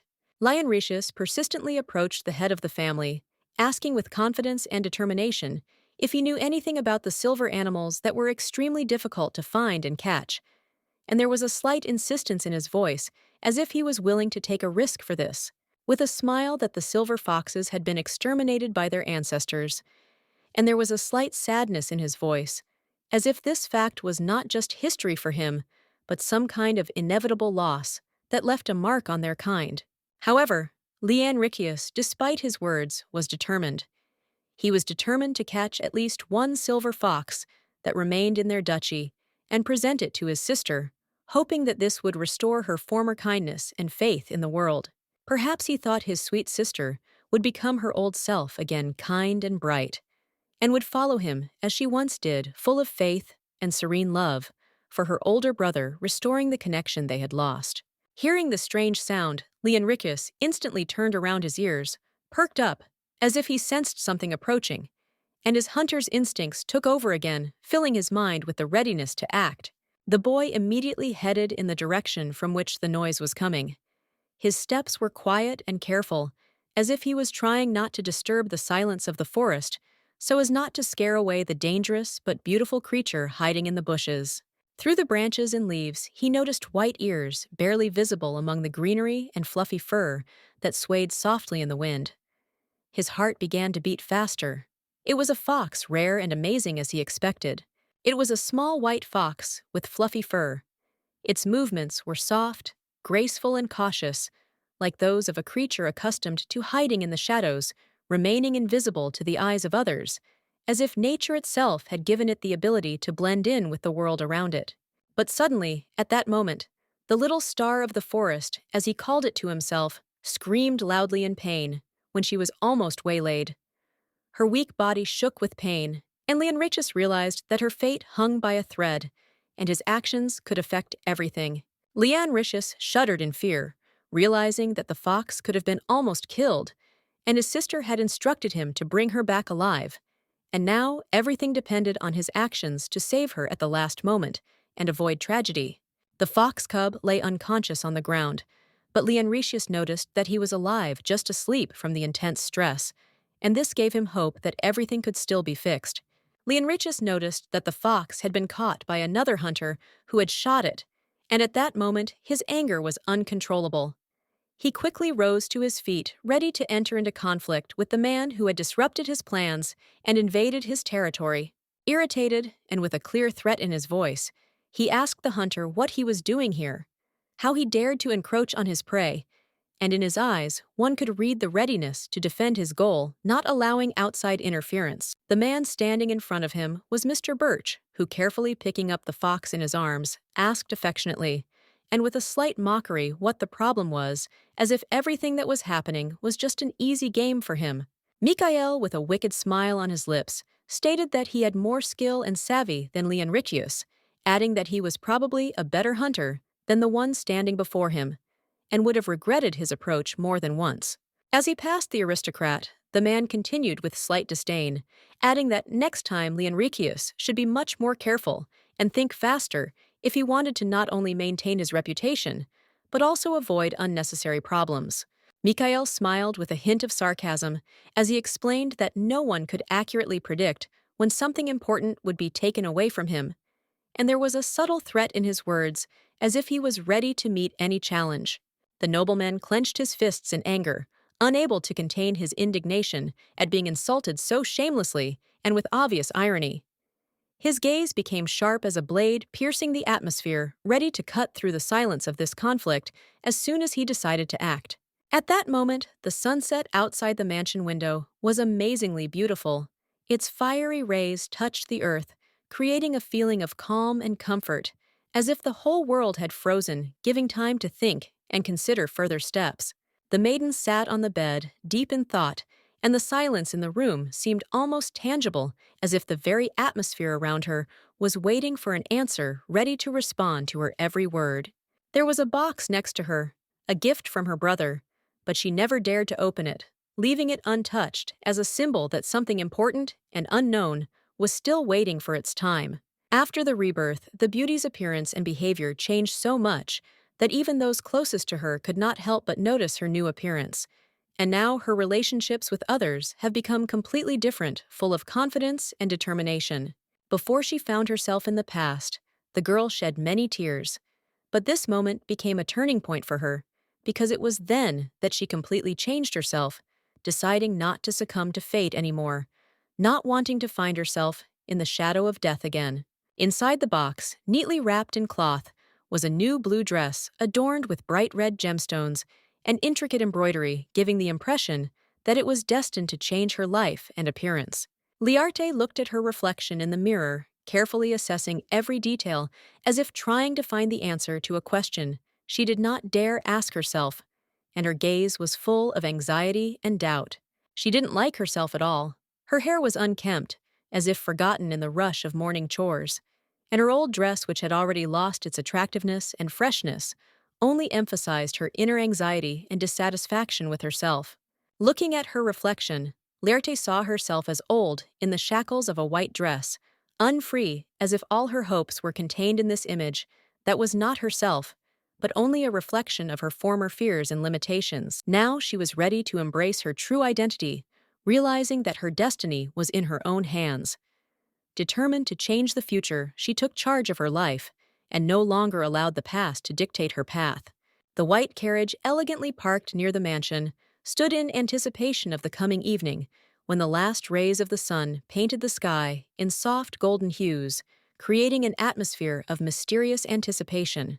The butler, respectfully offering his hand to the princess, helped her off the transport, carefully supporting her, so that she could descend the steps with the grace that was characteristic only of her high position and regal charm. Seeing her beloved among the guests, the noblewoman raised her hand and waved to him joyfully. Her face lit up with a smile, and lights of happiness lit up in her eyes, as if everything around had disappeared, leaving only him. After which, unable to contain her emotions, she hugged the guy by his strong arm, clinging to him tenderly, and slightly embarrassed, babbled that she missed him very much, as if she could not wait to meet him despite all the obstacles. Leonritius greeted the princess with a smile, offering his hand to become her gentleman for the evening, his manners impeccable and his gaze full of respect and admiration. The man looked impeccable. His black hair was neatly combed back, and his eyes, the color of a clear sky, radiated confidence and calm, as if he was not just a participant, but an important figure of this evening. Next to the princess stood the crown prince, dressed in a luxurious fur cloak that gave him a majestic appearance. His golden hair sparkled in the candlelight, and his slight smile added mystery and charm. The hall was already filled with aristocrats eagerly discussing the latest events and innovations that were to be discussed at the event, filling the space with voices and animated conversations, which created an atmosphere of tense anticipation. The royal family, the prince, princess, and her lover, stood a little to the side, watching the proceedings, their presence noticeable, but they maintained the restraint of true royalty. The Elheim brothers approached them, each of whom greeted the royals with respect and reverence. Their manners were impeccable, and their gaze was full of respect for the high position of their interlocutors. The beauty only laughed at the red-haired guy's ridiculous words, mockingly saying that his reasoning was completely stupid and not worthy of attention. Her gaze was pierced with slight contempt. Thundrion stood next to the prince, who with a smile noted that he had received a gift from them earlier, and was happy his voice was warm and sincere, as if he truly appreciated the gesture of attention and was grateful for the sign of respect. After which, the future ruler abruptly changed the subject, suddenly remembering the hunting competitions that had been held earlier, which in his opinion could be an excellent topic of conversation to ease the tense atmosphere a little. Looking away, the nobleman swallowed, slightly wiped the sweat from his face, and said that the hunt had been a success, trying to hide his nervousness, but his words sounded a little strained, as if he himself was not sure of what he was saying. The prince, keeping a suspicious eye on him, immediately noticed that something was wrong. He realized that something important had happened in the competition, but no one wanted to reveal the details to him, as if the secret was hidden behind a curtain of silence. At this time, Mr. Birch stood to the side, his eyes blindfolded with a red ribbon, his figure calm and unhurried.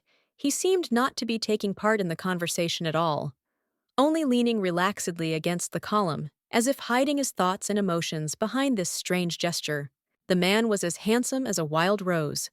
His golden hair glittered in the light, and his expensive clothes emphasized his elegance, creating the image of a noble and self-confident man who attracted attention.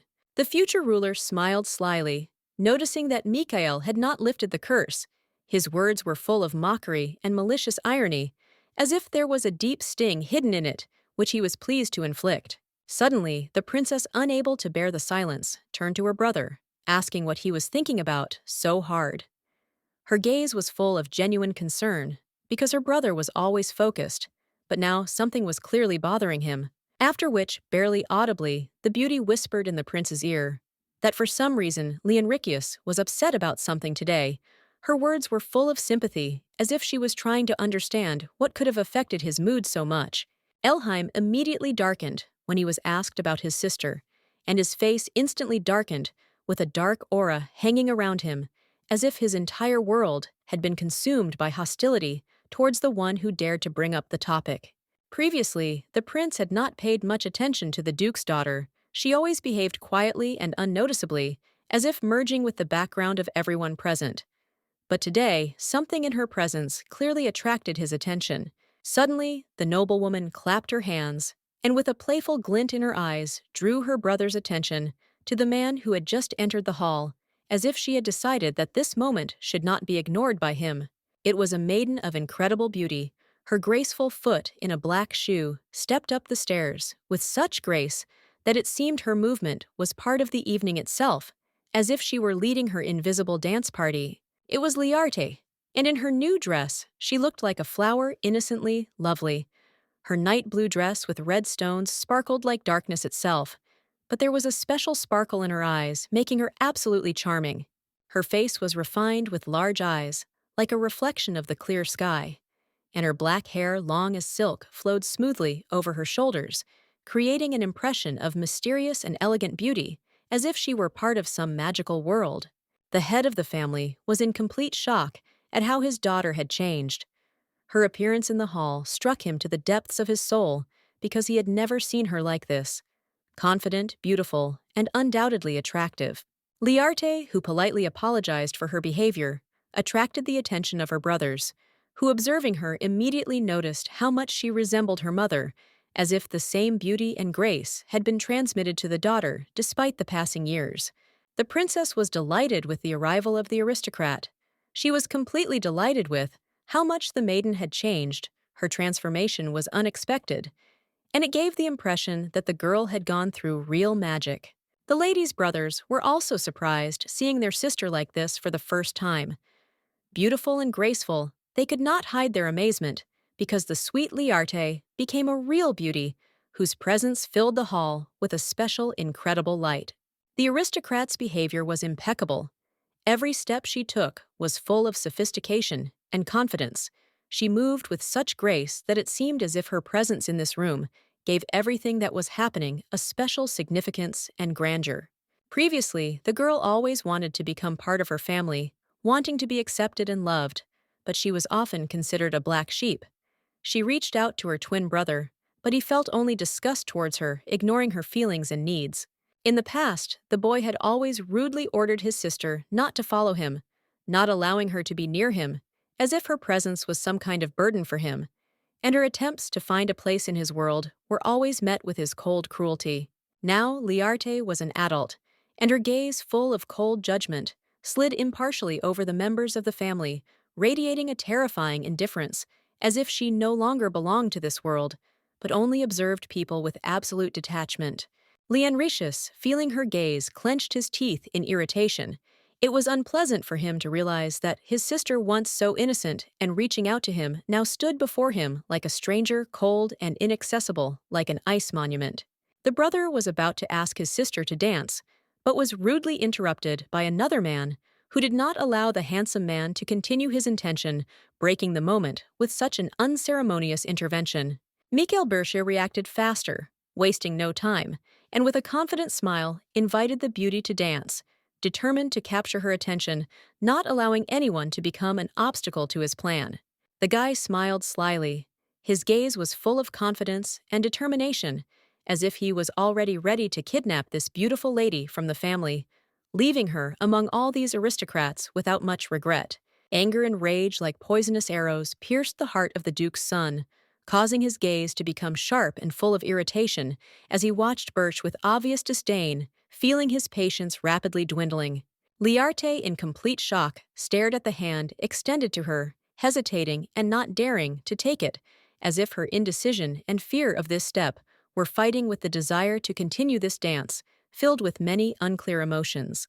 However, gathering all her will into a fist, Liarte extended her palm, holding back her inner trembling, and placed it in the man's hand. The step was for her like overcoming her own doubts and fears, as if she was ready to meet the unknown, what awaited her ahead. Liarte smiled, her eyes light and confident, as she said in a soft but determined tone that she would be happy to dance with this man, as if telling the world that she was no longer that timid girl. Leonritius, not believing, his eyes looked at his sister in shock, surprised to realize that she had accepted an offer to dance from a complete stranger, and it seemed no longer felt like she belonged to his world.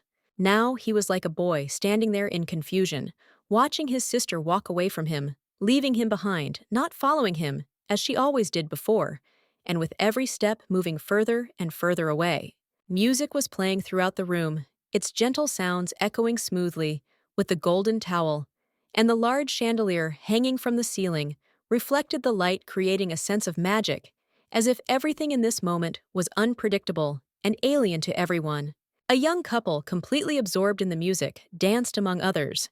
Their movements were so harmonious and refined that they resembled a waltz, as if they had entered another magical world where there was no place for worries and anxieties, only harmony and peace. In her past life, the maiden was wounded while trying to protect her brother, and her wound was the result of the machinations of the imperial family, their intrigues and cruel plans that destroyed her world and brought chaos to her destiny. Mikhail, deprived of sight, was still the same crown prince, a strong man and a dangerous competitor whose ambitions did not allow him to remain in the shadows, and his every step could result in either victory or destruction. The coat of arms of the imperial family, decorated with gold, symbolized not only their unlimited power, but also the arrogance, the cold villainy that stood behind their every decision, which could only bring evil and suffering. Concerned, Liarte quietly asked her dance partner if it was dangerous to dance with her, if they had attracted too much attention, since there might be those in the audience looking for reasons for new intrigues and revenge. Mikhail couldn't help but shudder when he heard her words, realizing that there was a person in the room whose connection to his curse was direct and undeniable. It was the one who had once taken away everything he loved, forever changing his destiny and leaving an indelible mark on his life. But after that, Mikkel smiled, rejoicing at how quick-witted and smart his beloved was, because she had already managed to understand what was happening around her. And no matter what the world was like, she always remained by his side. Having twirled the lady in a whirlwind of dance, he, with a slight grin, said that the one who cursed him was clearly mistaken in believing that he was still blind, because in fact he saw much more than they could imagine. Bringing the beauty closer to him, pulling her by the waist, Mikael, with a gentle smile, reminded her that as soon as she came of age, she would have to come to his home, where a new chapter of their life awaited them.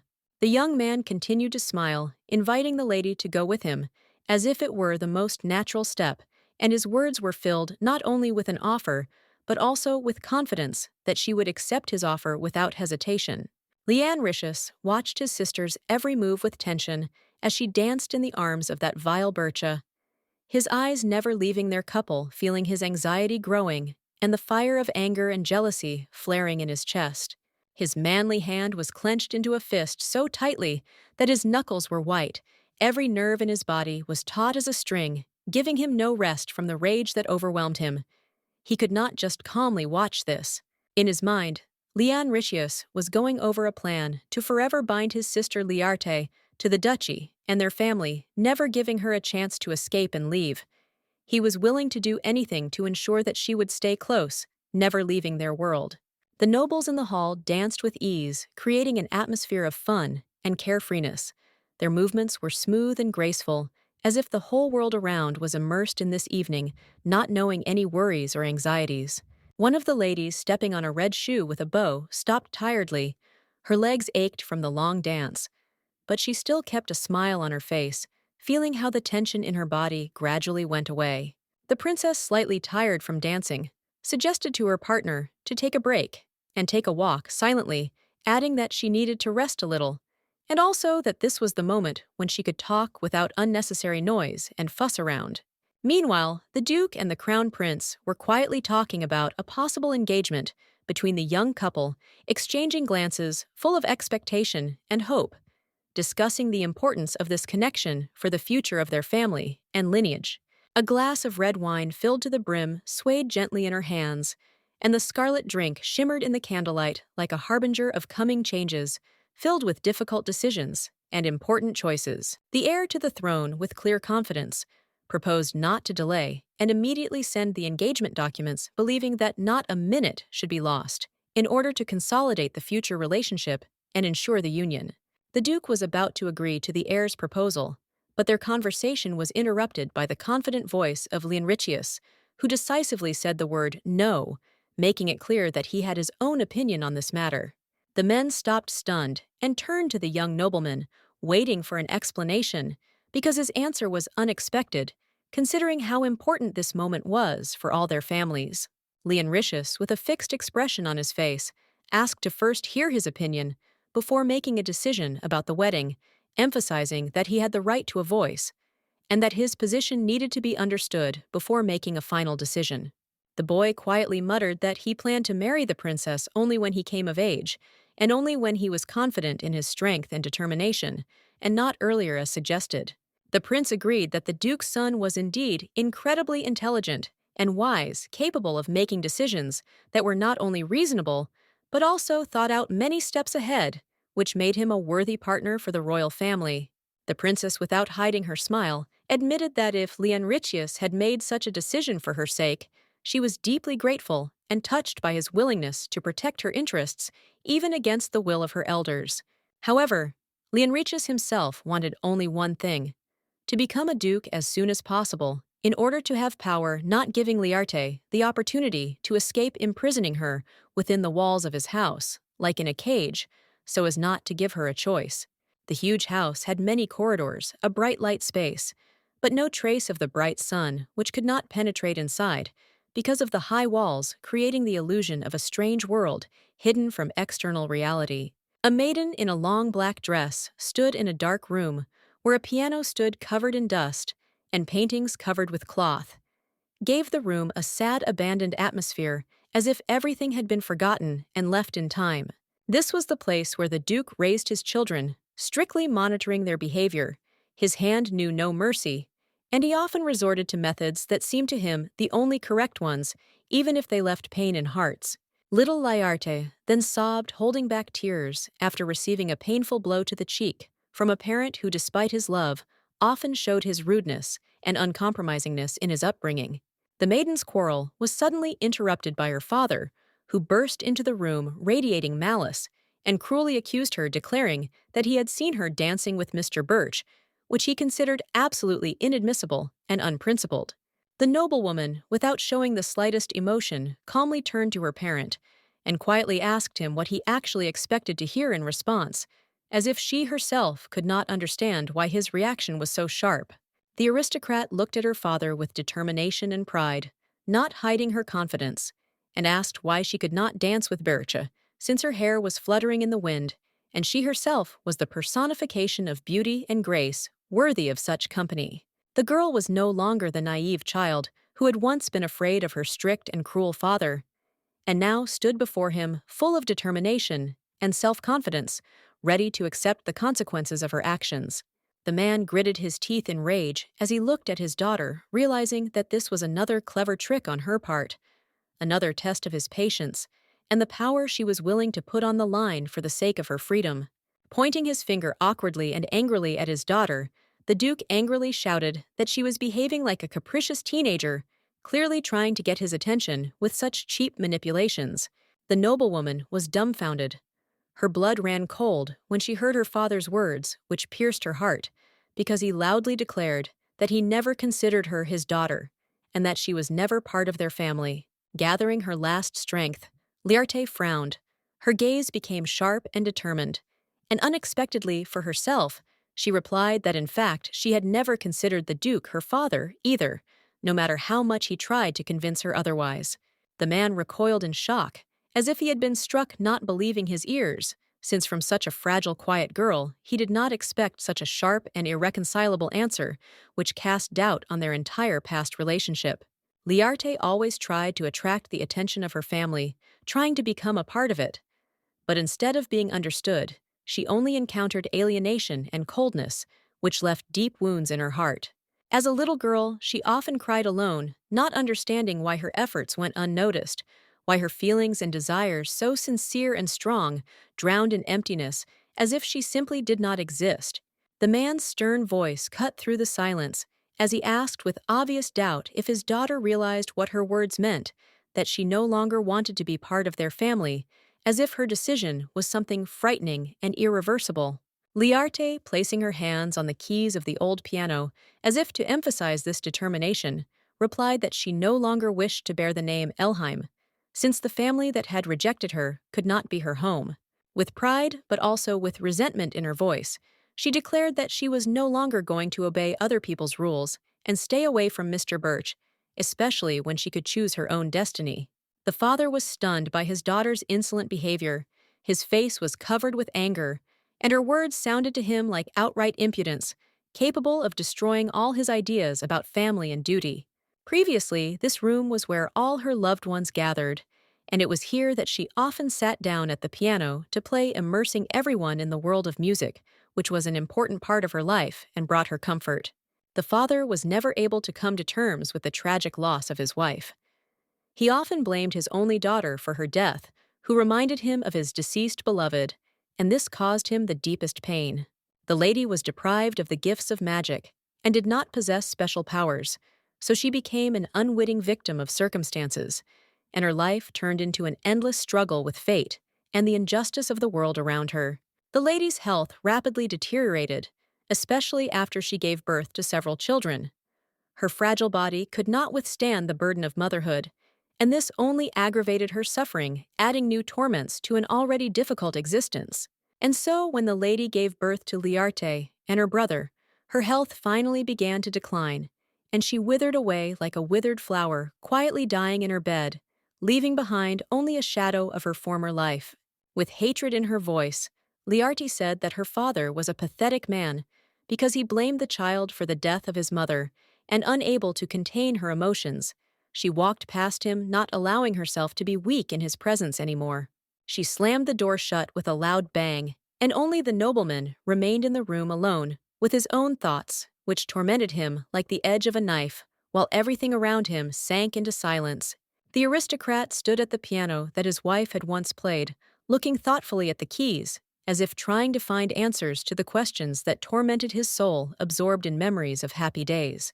His wife, dying on her bed with her last strength, held his hand and asked him to take care of the children. Her gaze was full of love and hope, and she remained for him the most beautiful woman he had ever known.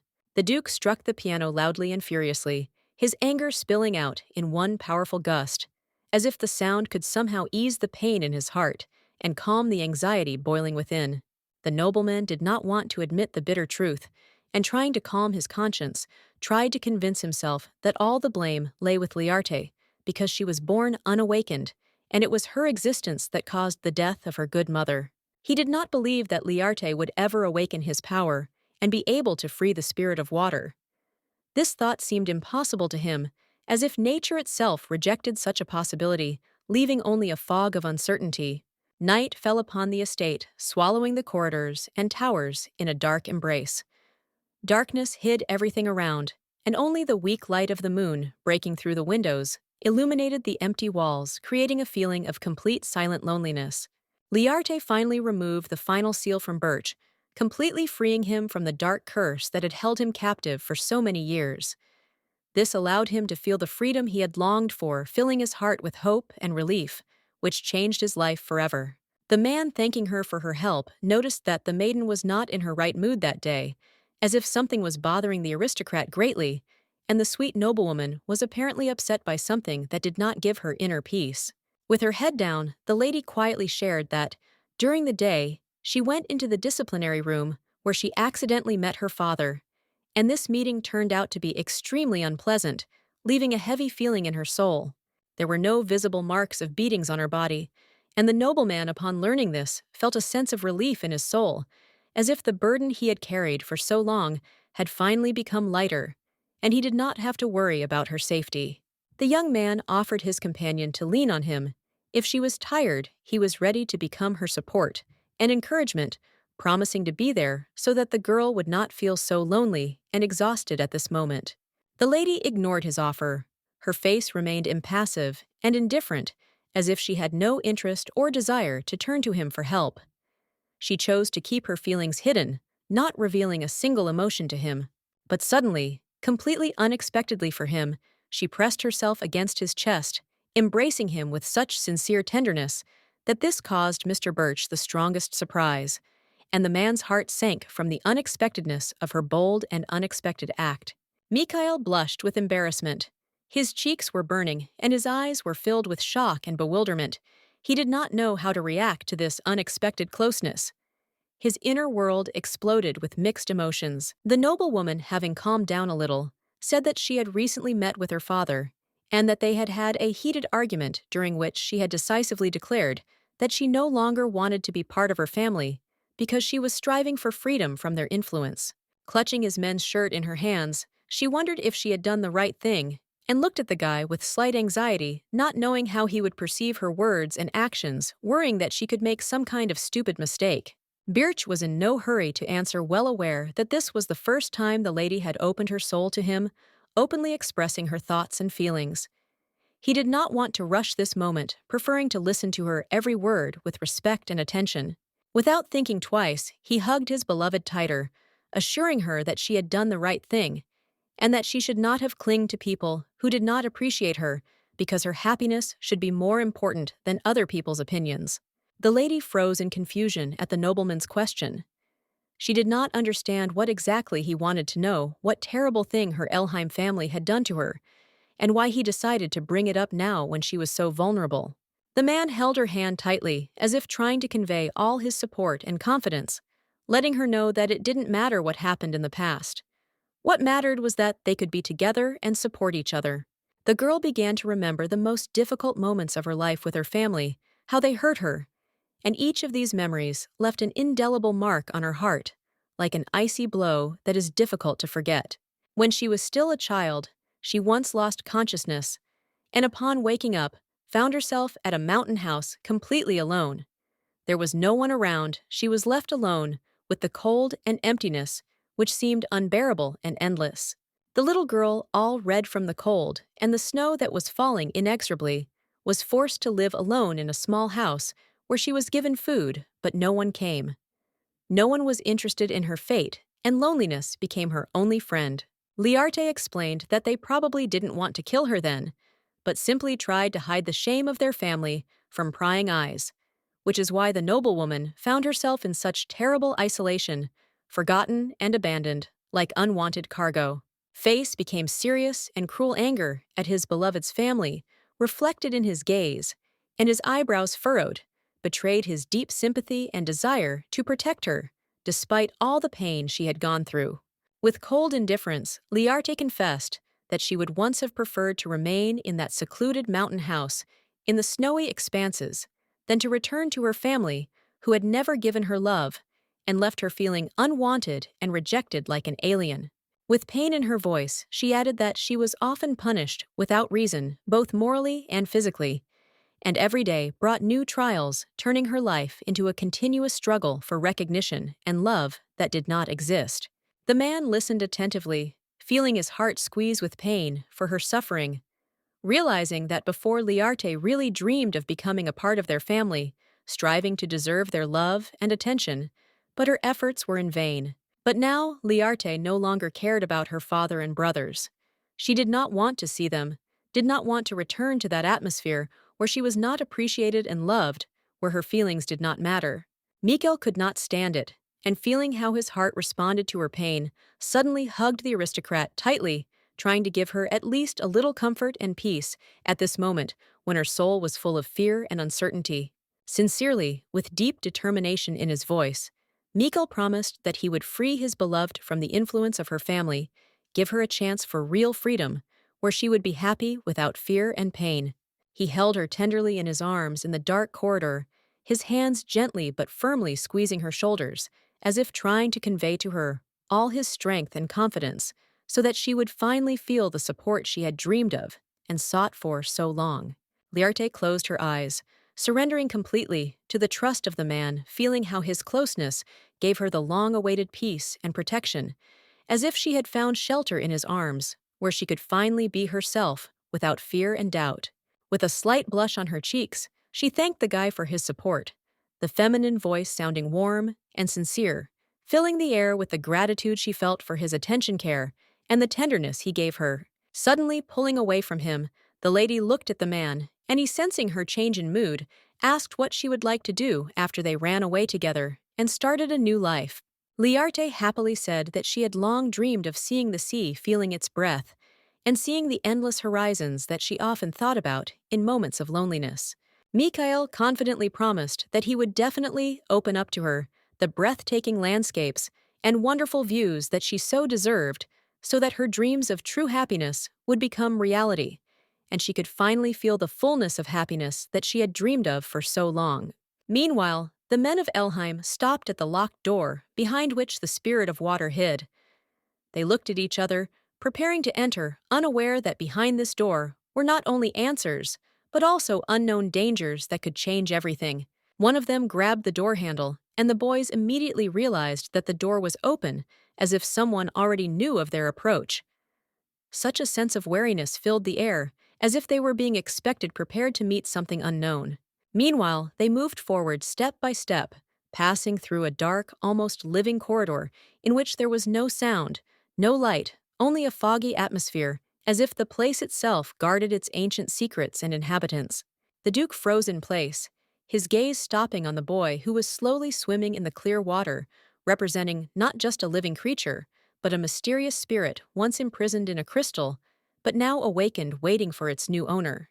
The young man, with deep respect and reverence, bowed before the majestic king of spirits, whose eyes illuminated the space around him, and with determination declared that they had brought the chosen one for him, the one who would become the new master and friend of the spirit of water. The water spirit, awakening from a long sleep, faintly cleared his eyes, and they began to open slowly, as if he were returning to life, ready to appreciate those who had come and brought him a new owner for further union. Looking at the man who was brought to him, the boy, with a confused expression on his face, quietly said that he expected to see a completely different owner, and that this chosen one was completely unsuitable to be the owner of such a powerful spirit. The men froze, looking at each other in confusion, not knowing what exactly they had done wrong. Their faces were full of confusion, and sweat began to appear on their foreheads as they began to realize that things had not gone as they had planned. With anger like a storm, the spirit of water rose into the air, and around him waves swirled like a reflection of his rage, pumping in a circle and showing all his power and desire for revenge, which grew stronger with each passing moment. The spirit's eyes turned white, filled with insane anger and indignation, because he could not understand how an unawakened and alien person could claim to be his owner and violate the sacred laws of their world. Linricius himself stood frozen in shock and bewilderment as the king of magic revealed that he was not awakened and could not be its master. This revelation was a blow that shattered all Hope's dreams and carefully laid plans for the future. Rain fell from the sky, seeming to merge with the dark clouds that completely covered the noble's estate. The sky seemed to reflect the fury of the water spirit, hiding everything in darkness and causing the earth to tremble from the approaching disaster. The Spirit King muttered indignantly that such an insignificant being as Leonricius could not awaken him from his sleep, and this only confirmed that he did not deserve the power and respect that the spirit was willing to grant. The boy, realizing that he had been deceived, began to cast a spell in rage, summoning a magic ball filled with anger. He was ready to avenge his injustice and punish those who dared to misuse his powers. Lightning bolts burst from his hands, and the water began to strike like blows each moment, bringing closer the terrible punishment that the spirit was going to inflict on his enemies, believing that death was the only way to restore justice. The Duke, frightened and panicked, shouted, trying to convey to everyone that they did not understand what they had done wrong, and that they had no intention of deceiving the spirit, because it was all an accidental misunderstanding that could lead to disaster. The boy, the King of Water, realized that they had brought him the wrong person, who was completely random, and according to his words, it became clear that the choice was wrong. But despite this, he also felt that somewhere nearby was the awakened one who was supposed to become his owner. He felt her presence in the air, subtle, almost elusive, but real. And although his mind was still in confusion, he already knew that it was this woman hiding somewhere nearby who was to become his true master and friend. The Duke, realizing the seriousness of the situation, could not go against the will and desire of the King of Spirits. He bowed deeply, promising to do whatever he wished, hoping in this way to avoid the wrath and disappointment of the powerful being. After this conversation, all the awakened ones from the Elheim family began to be brought to the Water King, but none of them were the ones who could become the true owner of the crystal, as the boy expected, leaving everyone confused and disappointed. The head of the family sat in his office, his face expressing confusion and disappointment. He could not understand why his son Leonricius did not become the chosen owner of the water crystal, despite all the efforts and hopes put into this choice. The son stood before him, discussing what could have led to such a mistake, discussing why their lineage was unable to deliver to the Spirit of Water, the very chosen one he had sought for so long among all the members of their family. Leonricius stood to the side, silent, his face twisted in disappointment and anger, for he had never become the chosen one he had dreamed of being, and his plans and hopes had been dashed, leaving him in a state of crushed despair.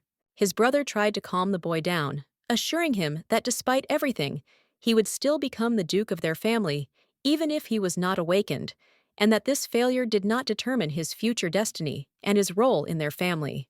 Thunderion, having collected all his thoughts, resolutely prepared to return to the imperial palace, full of intentions and decisions that needed to be made in order to establish further relations with the authorities and continue his fateful mission. Suddenly breaking the silence, a servant entered the Duke's office and loudly announced that Mr. Birch soon intended to leave the Empire, and this unexpected turn of events took everyone by surprise.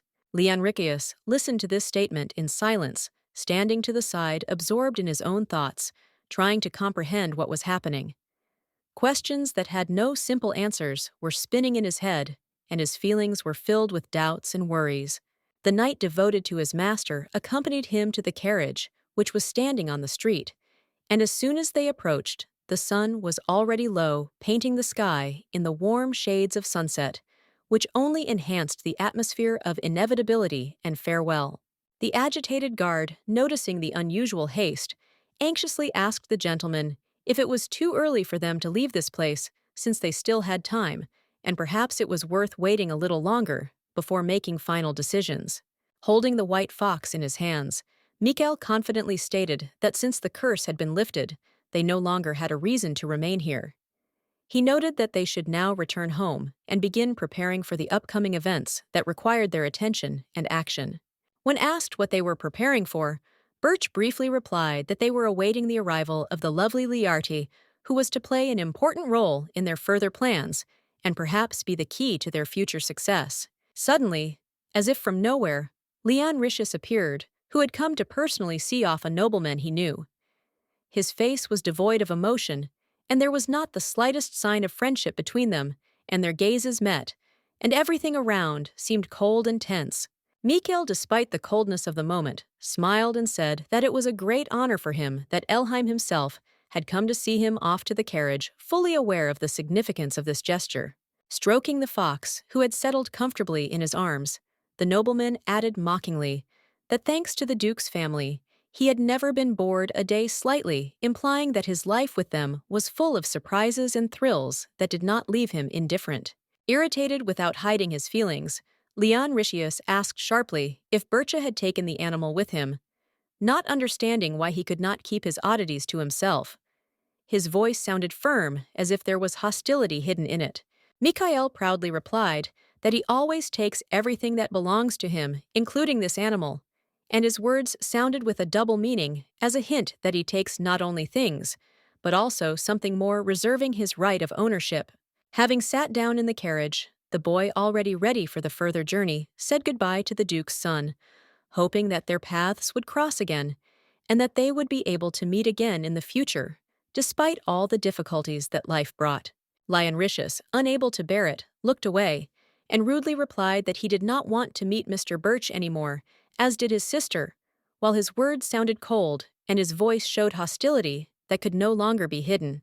Mikhail, despite the harshness of his answer, only smiled slyly, realizing that their meeting would still be inevitable in the future, and his words contained confidence that fate would connect their paths more than once despite all attempts to avoid it. Several months had passed since Birch's departure, and the lady sat on the bed, bored, and thinking about how empty her life had become. Such silence around filled the space with a sense of loss and loneliness. The noblewoman happily settled into her new room, which her brother had given her as a gift, replacing the old cage, which had lost its former beauty, with a magnificent golden one with an exquisite pattern. It was not just a room, but a real masterpiece. The interior of the room was filled with an atmosphere of refined luxury, expensive furniture made with impeccable taste, organically combined with large windows through which a magnificent view of the garden opened up. They filled the room with light, creating an atmosphere of tranquility. Suddenly breaking the silence, a man entered the room, his boots making a soft thud on the red carpet. His steps were confident, and the air around him was filled with anticipation, as if he were a man who brought with him important news or change. Liarte did not want to look at the guest who had just arrived, and without hiding her irritation, rudely asked why he had come to her, not paying attention to his noble title or the circumstances of his visit. Lion Ricius, slightly surprised by this cold reception, calmly asked whether he should not have had a special reason for visiting his sister, since a visit to her was in fact a normal family matter that did not require justification. The girl remained silent, unwilling to engage in conversation, and her brother, realizing her reserve, decided to change the subject, asking if she would like anything special when she came of age, as if this was her only chance to feel attention. Liarte, unable to restrain herself, sharply responded that this ceremony would be significant only for him, but not for her, and would not be the milestone she had once expected, since her view of it all was full of alienation and disappointment. The man noticed with irritation how often the lady looked out the window, as if her thoughts were far away, and she wanted to escape from her home, to get away from everything that kept her here, from family obligations and mental slavery. The aristocrat did not object, just sitting silently. Her face remained expressionless, and her eyes, filled with inner pain, did not give in to any words, because she herself did not know how to cope with this feeling. Linretius, understanding the woman's silence with mockery and anger on his face, declared that his sister would never be able to escape from their family. He would not allow this because her place was here, and her desires meant nothing to him. The lady clutched the fabric of the bed in her hands, her fingers trembling with despair and helplessness, and her inner world was so badly destroyed that every thought became painful. A melancholy boiled in her chest that could not be satisfied by words or time. But despite all the hardships, she was consoled by the memory of Birsch, who promised to free her from the shackles of her family, to give her the long-awaited freedom that she dreamed of so much, and perhaps to become her salvation in this cold and merciless world, full of fear and loneliness. The sun was shining brightly, the weather was fine outside, and the estate was silent, as if the whole world held its breath. The sky was clear and cloudless, and the birds singing their trills seemed to symbolize the free life she had dreamed of for so long. The princess walked along the stone corridors of the castle, looking for a certain person, not paying attention to the bright sunlight that penetrated every corner of the palace and reflected off the cold walls, creating an atmosphere of peace and solitude. She was looking for a guy named Thunderian, turning her head in different directions, with a slight grumble that her search was dragging on, and she couldn't figure out where he could have disappeared to in this huge building crowded with corridors. And suddenly, as if from nowhere from the water that appeared in the palace courtyard, the man she was looking for appeared with a smile that unexpectedly, for her, caused a little fear and surprise that left no room for doubt. The girl, sighing irritably, began to complain that she had been looking for him for so long, but suddenly, under the influence of his attentive gaze, something inside her changed, and she stopped feeling how his gaze had attracted her attention, and he froze, unable to look away. At this time in the distance near the stairs stood the crown prince, hidden in a mysterious figure under a cloak, his gaze directed towards the girl, but his true intentions remained hidden behind a mask of silence and a mysterious shadow. Following the heir to the throne, the man turned around, noticing that someone was watching him closely. The man's gaze was full of bewilderment because he did not expect to be watched, and this caused him some anxiety. The princess, not paying attention to those around her, continued to enthusiastically tell the news about the new servant who had just arrived at the palace. Her words sounded with slight delight, as if this information was extremely important and interesting for everyone. Suddenly, her interlocutor, without saying a word, disappeared into thin air, and the girl shuddered in surprise because his disappearance was a rude gesture on his part, as if he was not interested in her conversation, and decided to leave without explaining the reasons. The road leading to the dungeon was winding and dangerous, and the stairs became steeper, creating a sense of mystery and mysticism. The walls were hidden in semi-darkness. Only dim torches illuminated the way, giving this place a special atmosphere of fear and anticipation. The man who accompanied the prince reminded that Linretius will soon come of age, and a ceremony will be held in his honor, symbolizing an important moment in his life when he officially enters adulthood. The departing ruler, recalling this, noted that the nobleman would come of age in just 3 days, and his sister would probably be happy to hear this news, because she had been waiting for this important event in her brother's life for a long time. They stopped in front of a large door, in the center of which was depicted a red circle, as if symbolizing something hidden that was about to be revealed. The whole atmosphere contained a sense of the importance of what was about to happen. The door in front of them opened, and the cloaked stranger, with a shocked expression on his face, froze in place, watching as the light from within blinded him, engulfing everything around him in its bright radiance. He could not believe what was happening there. There, inside in the light, was the other half of the Spirit King, a black lady flying in the air. The demonic energy that emanated from her was palpable, as if the darkness itself was enveloping the entire space around, and this darkness penetrated into the very depths of their consciousness. Her beauty was incredible, like the embodiment of the night. Her black hair fell on her shoulders, and the dark makeup only emphasized the mystery of her face, and her eyes were closed, as if she was immersed in a deep, unearthly sleep. Standing frozen before the mistress of spirits, the boys could not help but be captivated by her beauty. At that moment, everything around them disappeared, and the world seemed dark and silent, absorbed by her mysterious presence, as if the universe itself had stopped moving. Obsessed with an obsession, the prince muttered that his true desire was to unite the two disparate parts of the Spirit King, to restore him to his former integrity, and then to completely take possession of his power, subordinating it to his will, and turning it into an unquestionable instrument of power.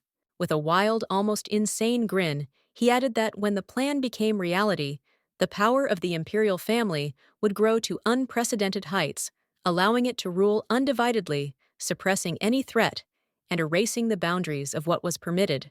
The emperor's companion, long accustomed to obeying without question, merely nodded silently, accepting this daring plan without objection, without even trying to comprehend its possible consequences.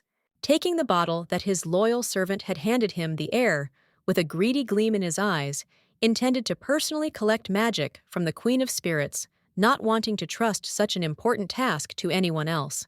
With a grin full of self-confidence, the future ruler of the empire coldly remarked that his scarlet eyes made him special, and therefore the curse of the awakened had no power over him, unlike other mortals. The man began to collect dark, sinister energy in a glass vessel, filling it with his will, and directing it to the implementation of insidious plans that could change the course of history. A thick, gloomy darkness, like a living creature, gushed into the bottle, mesmerizingly shimmering in its cold walls, as if fate itself was watching what was about to happen. For anyone who did not have red eyes, this darkness was deadly. It either destroyed their minds, plunging them into madness, or mercilessly took away their life, leaving behind only emptiness. Having filled the bottle to the brim, the prince muttered with a satisfied grin that this amount was more than enough to carry out his plan, after which he confidently headed for the exit, not doubting his superiority. On the way, casting a thoughtful glance at his companion, he asked what he thought of Mr. Birch, as if testing his thoughts, or hinting at something more hidden behind this seemingly innocent question. At this time, Thunderion, using magic to remain unnoticed, invisibly, watched what was happening. He managed to uncover a terrible secret. The prince was hiding the second part of the King of Spirits in the basement, hiding it from everyone, waiting for the right moment for his dark plans. There was only one day left until the coming-of-age ceremony, and the mansion was drowning in anticipation of the upcoming event. And above it, a cloudless blue sky stretched out as if the universe itself was holding its breath before the inevitable. Thunderion was deeply shocked to realize that his family had still not been able to find the owner of the crystal that contained the spirit, the one destined to control its power. In a spacious room, men gathered discussing who could be the very person capable of subjugating the King of Water to his will, because not only the fate of the crystal, but also the balance of the entire world depended on this. Suddenly, their conversation was interrupted by Leonrisius, who with a cold expression on his face asked a question that made everyone wary. What were they going to do with the maiden Liarte when she came of age and became part of their games of fate? The owner of the house said indifferently that if Liarte turned out to be of no use to their family, he would get rid of her, without regret throwing her away, like an unnecessary object that had no use. However, upon hearing his own son's firm objection to such a cruel decision, the master of the house suddenly froze, stunned by the unexpected audacity. He could not even imagine that the one who had always submitted to his will would dare to dispute his words. Leonritius, however, remained unmoved, his voice confident and firm, as he declared that he intended to keep his sister close to him, not allowing her to disappear from his life, as if it were his personal right. Then the old man frowned, remembering that no matter how much they wanted it, otherwise they had no right to keep Liarte in the family if she herself decided to leave, because her fate should belong to her alone. With a rage that boiled inside like a flame ready to burst out, the boy repeated over and over in his head the words of his father, who once, with unshakable confidence, declared that Liarte had always belonged only to him, as if it were just soulless property. While one of the bards froze in deep shock, the other, namely Thunderion, only laughed and noted that if she dared to disobey, then there was no need to think long, because the most effective way to return to obedience would be to teach a harsh lesson. The guy spoke about the lady so coldly and indifferently that it seemed as if he did not see in her a living person endowed with feelings and will, but only a soulless thing, and was still convinced that Leonritius would inevitably become the full owner of the spirit crystal. However, earlier, the King of Spirits declared with unshakable confidence that his true master would be a completely different person, and despite all efforts, none of the contenders could change his decision, as if fate itself had long ago determined his choice.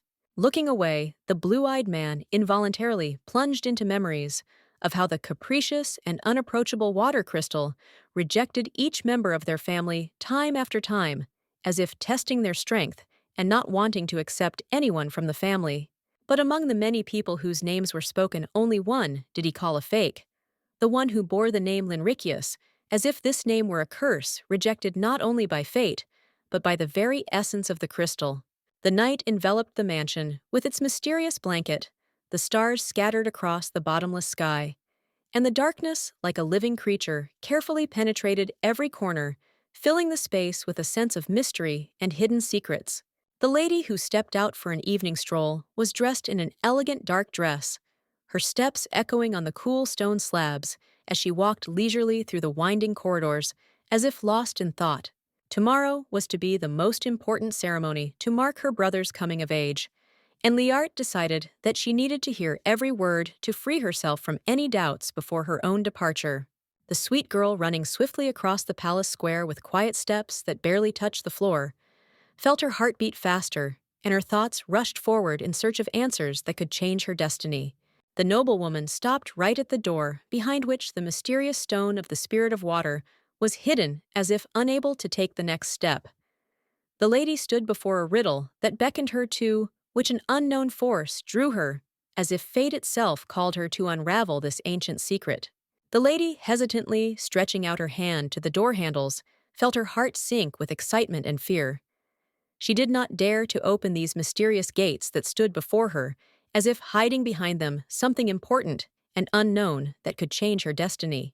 But suddenly, the doors swung open of their own accord, and a bright light poured out of the darkness, filling everything around, as if inviting her to enter. It pulled her towards itself, enveloping her, and all that was left was to succumb to this mysterious and alluring light, not realizing what was waiting beyond the threshold.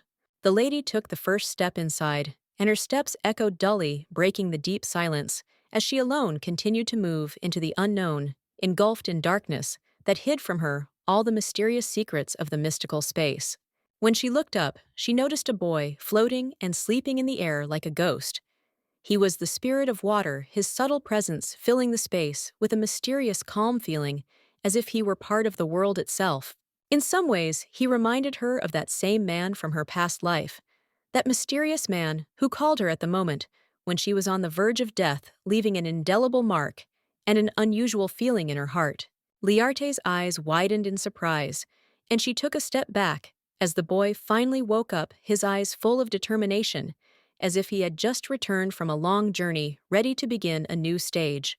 With a gentle smile, the spirit extended his hand to the girl, and like a prophecy uttered the words she had been waiting for, so long, as if he was sure that her long-awaited return to his world had finally happened. He called her his mistress, the one with whom he had once made some mysterious pact, promising her not only an eternal presence, but also a deep affection that would give him strength and meaning, filling the emptiness in this world, and filling his life with a new purpose. The sweat running down her face showed her incomprehension, as the beauty stated with determination that they had never made any agreement, and her eyes were full of doubt and bewilderment at his words. However, the Water King, being stubborn, confidently stated that the deal had indeed taken place, and at that moment the maiden's hand suddenly glowed, her skin turning a mysterious blue hue, forming a pattern like a symbol associated with ancient powers. The lady shuddered, unable to take her eyes off her hand, which suddenly began to glow with strange patterns. It seemed as if the universe itself had decided to awaken forgotten connections and reveal long-hidden secrets of her past, making her heart beat faster. The Spirit King, noticing her confusion, explained that this was the very sign with which he had marked his mistress in a past life, in order to find her in the event of reincarnation, and now this symbol had appeared again as the key to their destiny. The aristocrat remembered her previous owner of the crystal, who was also a lady, and old images flashed through her memory, but at the same time so familiar and full of unsolved mysteries. Reaching out her hand, Liarte realized with surprise that all this might not be a coincidence, and whether it was the reincarnation of its first owner brought back to life through her was a question she could not ignore. The spirit answered in the affirmative, and then added that in addition to the memories of the beauty, he wanted to avenge her and her family, especially for the rudeness with which she had been treated by those who had once considered themselves superior to her. The boy laughed with a grin at the men who claimed that Leonricius was his owner, but in fact, he knew that he was only a fake, a futile attempt to replace the true master of his destiny. The lady indignantly stopped the guy when he suggested destroying her enemies, not realizing how severe the consequences of such actions could be, and how much pain is hidden in revenge, which only leads to new wounds. Liarte carefully asked the Spirit King to promise her that he would not tell anyone about their meeting, because the very next day, she was going to leave her home, leaving everything behind, to go into the unknown. The spirit, with slight regret, admitted that he would like to go with her to leave this house, but long ago it was divided into two parts, and if he followed her, the seal of peace that held the balance in this place would be destroyed. Intrigued, Liarte asked what exactly the seal was, not quite understanding its meaning, but feeling that it might be important to their future, her heart filled with anxiety. Suddenly, hearing a familiar voice behind her, she involuntarily shuddered, turning around, and her gaze met with the one who unexpectedly appeared in the shadows, breaking her concentration and immersed thoughts. The water spirit, realizing that their paths might diverge forever, cautiously bid farewell to the lady, wishing her happiness in her upcoming journey, even if she was about to leave this world behind and set off into the unknown. The girl, with a light sigh, said goodbye to her new friend, expressing gratitude for all the warm words and support, and then, with determination in her heart, headed for the door, ready to leave this place behind, feeling how each step took her further and further away from her home. The long-awaited day of the ceremony arrived, and the bright rays of the sun, like fiery arrows, fiercely penetrated the hall, filling it with warmth and light, as if the rays themselves became part of this majestic celebration, illuminating every detail and creating a festive atmosphere. The nobles gathered in the great hall, eagerly participating in the dances, exchanging smiles and glances, emphasizing the solemnity of the moment, when each of them felt like a part of this majestic ceremony. Liarte, dressed in a new modest dress, stood to the side, not drawing unnecessary attention to herself, her gaze directed into the void while she tried to find her place in this world, not stopping there. Leonricius smugly declared to his brother that this ceremony was of great importance, not only to him, but to his sister, as well, emphasizing the importance of the moment for both family honor and their future. The girl was also assigned knights who were to watch her every move closely, so as not to allow her to interfere with the ceremony or leave the scene despite her own doubts or desires. Leonricius cast a suspicious glance at his sister and said with a slight reproach that she was too often immersed in thoughts about all sorts of nonsense, as if she did not understand the seriousness of what was happening around her. Viamine was adamant that they had no right to keep the girl in the family against her will, even though their intentions were purely out of concern and respect for tradition. The girl was an adult, and her freedom of choice must be respected. Leonricius, with a mocking smile on his lips and a cold evil in his gaze, sarcastically asked his brother, since when he began to consider Liarte part of their family, clearly emphasizing his disdainful dissatisfaction with such a decision. The boy, horrified by his words like a rat, instantly changed his mind. Turning pale, he hurried to apologize to his brother, feeling fear grip him and realizing that he was trapped in his own words. Liarte stood in the shadows, not saying a word, her gaze downcast and her head bowed, the noble woman silently enduring her fate, feeling the weight of the guards that stood nearby, not giving her the slightest chance of freedom. In the depths of his mind, Leonricius scorned his poor sister, believing that her only worthy place in this world was to remain in his shadow humbly and meekly, as a shadow of his power. Suddenly, his attention was drawn to the princess, who greeted him with restraint and politeness, breaking the silence, and her gesture became unexpected and noticeable among the general atmosphere of tension attracting Leonricius's gaze. The lady, all in a delicate pink dress, with golden curly hair and a sweet smile, congratulated him on his coming of age. Her graceful appearance attracted attention, and created an atmosphere of nobility and sophistication. Leonritius accepted the congratulations with a cold smile, realizing how important it was to cement this moment and enter into a marriage alliance with a royal person, because such a step could provide him with support and strengthen his position in society. The princess could not take her eyes off the handsome man. Her heart was filled with hope that the wedding between them would take place as soon as possible, and she looked at him boldly, filled with anticipation that their future was just around the corner. However, besides his beloved, the man was also worried about the fate of his sister. He turned his gaze to her, worried that she might leave, not sharing his decision, and wanting to leave everything behind, leaving him alone in this world. Liarte met the tall young man's gaze, and her eyes, full of determination and confidence, responded to his gaze as if conveying all her strength, her readiness to accept any trials and go to the end despite all obstacles. She desperately hoped that Mikhail would keep his promise and come for her to save her, because only he could give her freedom and the opportunity to choose her own path, and her heart fluttered in anticipation of that long-awaited moment. The Duke, absorbed in conversation with representatives of another aristocracy, laughed easily at other people's jokes, enjoying the moment, not suspecting that just a moment later, his attention would be attracted by something more important. Suddenly, he was distracted by a servant, who, kneeling down loudly, announced that an unfamiliar carriage had arrived uninvited, which caused considerable concern, since no one expected guests to appear under such circumstances. The nobleman shuddered at the thought that the person who had arrived might be Mr. Birch himself, whose name was the subject of many rumors, and his heart skipped a beat when he realized the importance of this unexpected visit. Soon indeed, Mikhail entered the hall, and behind him, relentlessly following, walked the faithful knight. His shadow seemed inseparable from the master, which only emphasized their unity and strength at this moment. Aristocrat walked slowly across the sparkling marble, his white shoes made with exquisite taste, reflecting the light like rays of the sun, creating a sense of lightness and harmony in his movements. With a slight sigh and a barely noticeable smile on his face, Mikhail felt relieved, realizing that the banquet was not yet over, for he was so afraid of being late and ruining the important event for which everyone had prepared so carefully. The imperial family was in complete shock when they saw Mr. Birch, and what was most surprising was that he stood before them not blind, which was a real shock for everyone who considered his fate to be sealed. The crown prince was stunned, as it seemed impossible to lift the curse that held Lord Birch captive without awakening his magical power, and he did not know how it could be done so suddenly.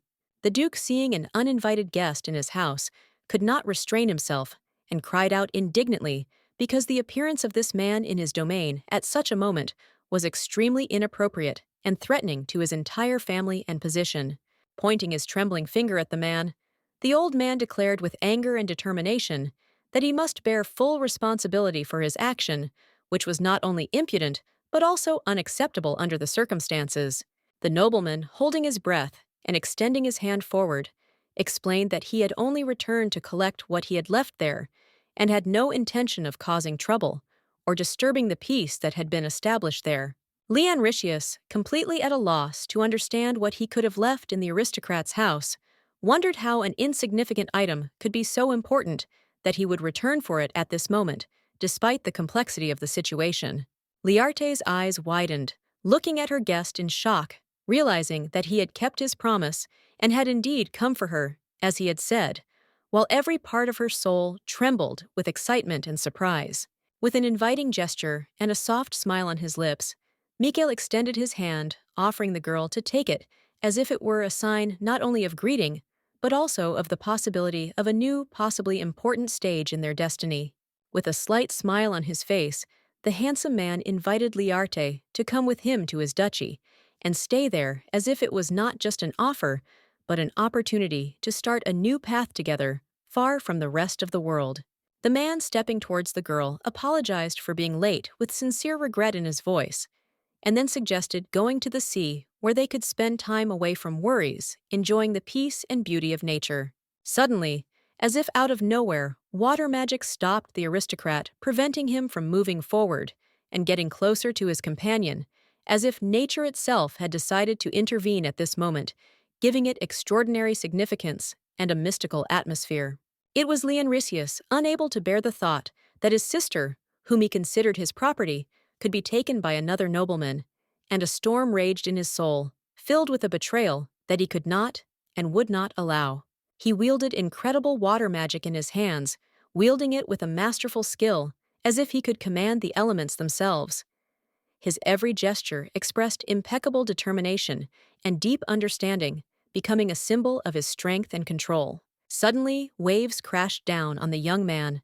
They were rapidly approaching, carrying a deadly threat, and the water magic used against him was so powerful that it seemed capable of destroying everything in its path. But suddenly, as if by magic, another water element appeared out of nowhere. A huge wave, which in an instant protected the handsome man, stopping the deadly attack, and literally saving his life, as if magic itself decided to intervene at this decisive moment. The eldest son of the Duke's family, shocked by what was happening, exclaimed in disbelief. Whose magic was it so powerful and incredible that it was able to stop the attack directed against his brother and leave him alive? Leonritius stared at his sister in disbelief, as he realized that she wasn't as weak as he thought, and that her powers weren't limited to just physical endurance. She could control water like a master, something he had no idea about. Waves formed around Liarte, and she used the power of the water to protect her companion, her body radiating confidence and determination, as if the elements themselves were on her side, ready to rise up against anyone who dared to threaten her. Frowning, the girl firmly told her brother to behave properly, reminding him that it was important to observe etiquette and not attack others, even if the situation became tense, since her role was to be an example, not a source of conflict. Mikhail grinned widely as he watched his beloved stand up for herself and her companion, her confidence and fortitude only adding to his admiration, and he felt his pride in her grow with every action she took. The maiden headed in her direction, and when her lover grabbed her, she calmly explained that she was going on important business that remained to be completed in her home, and that this was necessary for her peace of mind and the completion of her obligations. Then, with a soft sigh, she added that they would soon be going to the birch house together. There was a quiet sadness in her voice, as if this decision was inevitable, but so necessary for their future, despite all the feelings she was leaving behind. Slowly, with evident reluctance, the lady let go of her companion's hand. Her heart was filled with doubts, but the decision had been made, and although she understood that it was all for the best, the pain of parting remained a heavy burden in her soul. The nobles, standing aside, discussed what had happened among themselves, in shock, passing on gossip that the maiden from the Duke's family was not as untalented as everyone thought, and that her strength and skills had remained hidden from prying eyes until now. Leonritius watched his relative go, realizing that he could no longer stop her. Emotions warred within him, but he understood that her choice was final, and all he could do was accept it, no matter how hard it was for him.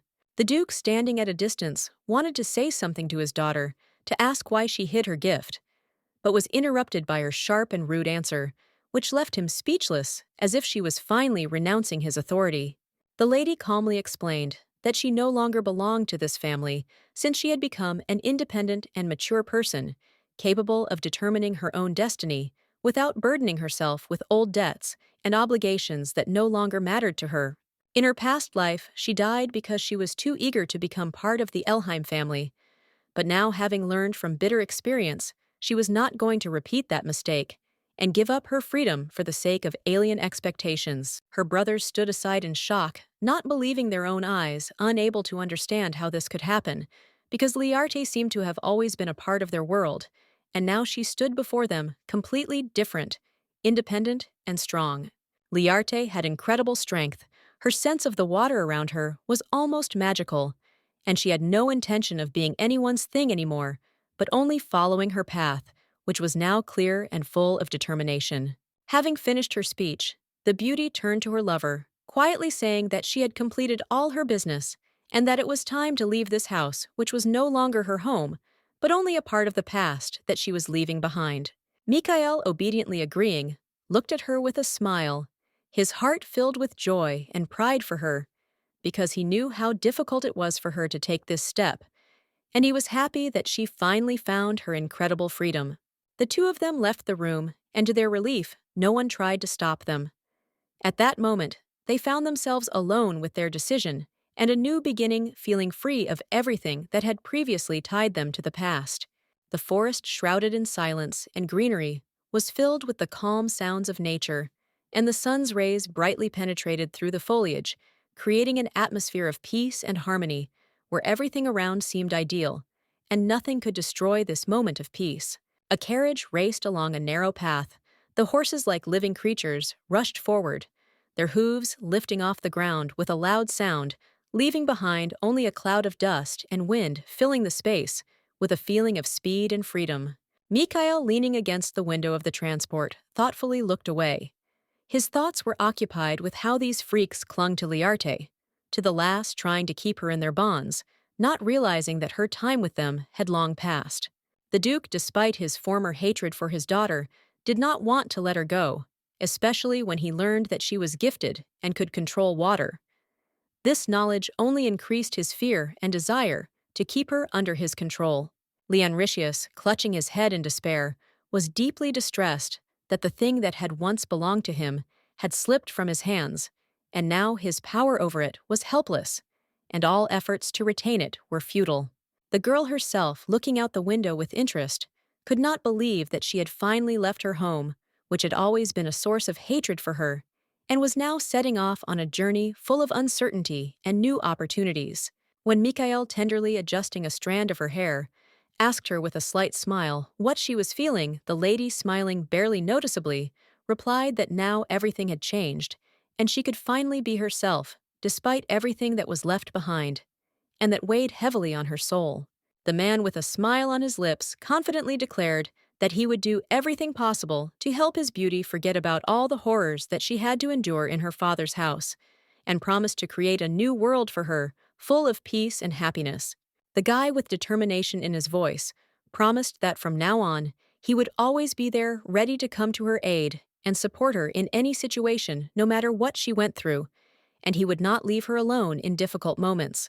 Finally, they arrived at the appointed place, and with a slight smile, the guy asked if Liarte was ready to visit her new home, feeling the importance of this step for her life, because it was the beginning of something new and exciting. As soon as the carriage door swung open, a bright, blinding light poured out, illuminating everything around them, as if nature itself was welcoming them, creating an atmosphere of magic and a new beginning that left no room for doubt. An incredibly beautiful view of the sea opened up before them, the sunset filling the sky with warmth and beauty, and the waves playing on the surface of the water created an atmosphere of peace and tranquility, as if all of nature was in this moment. The girl smiled happily, feeling the gentle sea breeze on her face. She finally felt free, as if all her chains had been broken, and she could breathe deeply, enjoying this moment. The cool night enveloped her in a soft darkness, and the stars, like quiet lights, began to slowly flare up in the dark sky, while the clouds, slowly floating past, created mysterious shadows, as if the world itself was preparing to reveal new secrets. Liarte looked at the sea until late in the evening, without taking her eyes off its boundless surface, absorbed in its beauty, as if nature itself was enchanting her, inviting her to immerse herself in its endless expanses.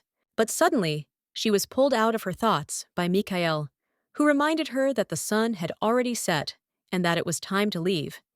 He gently but persistently suggested that they return, as the night was getting colder, and they could not stay here for too long.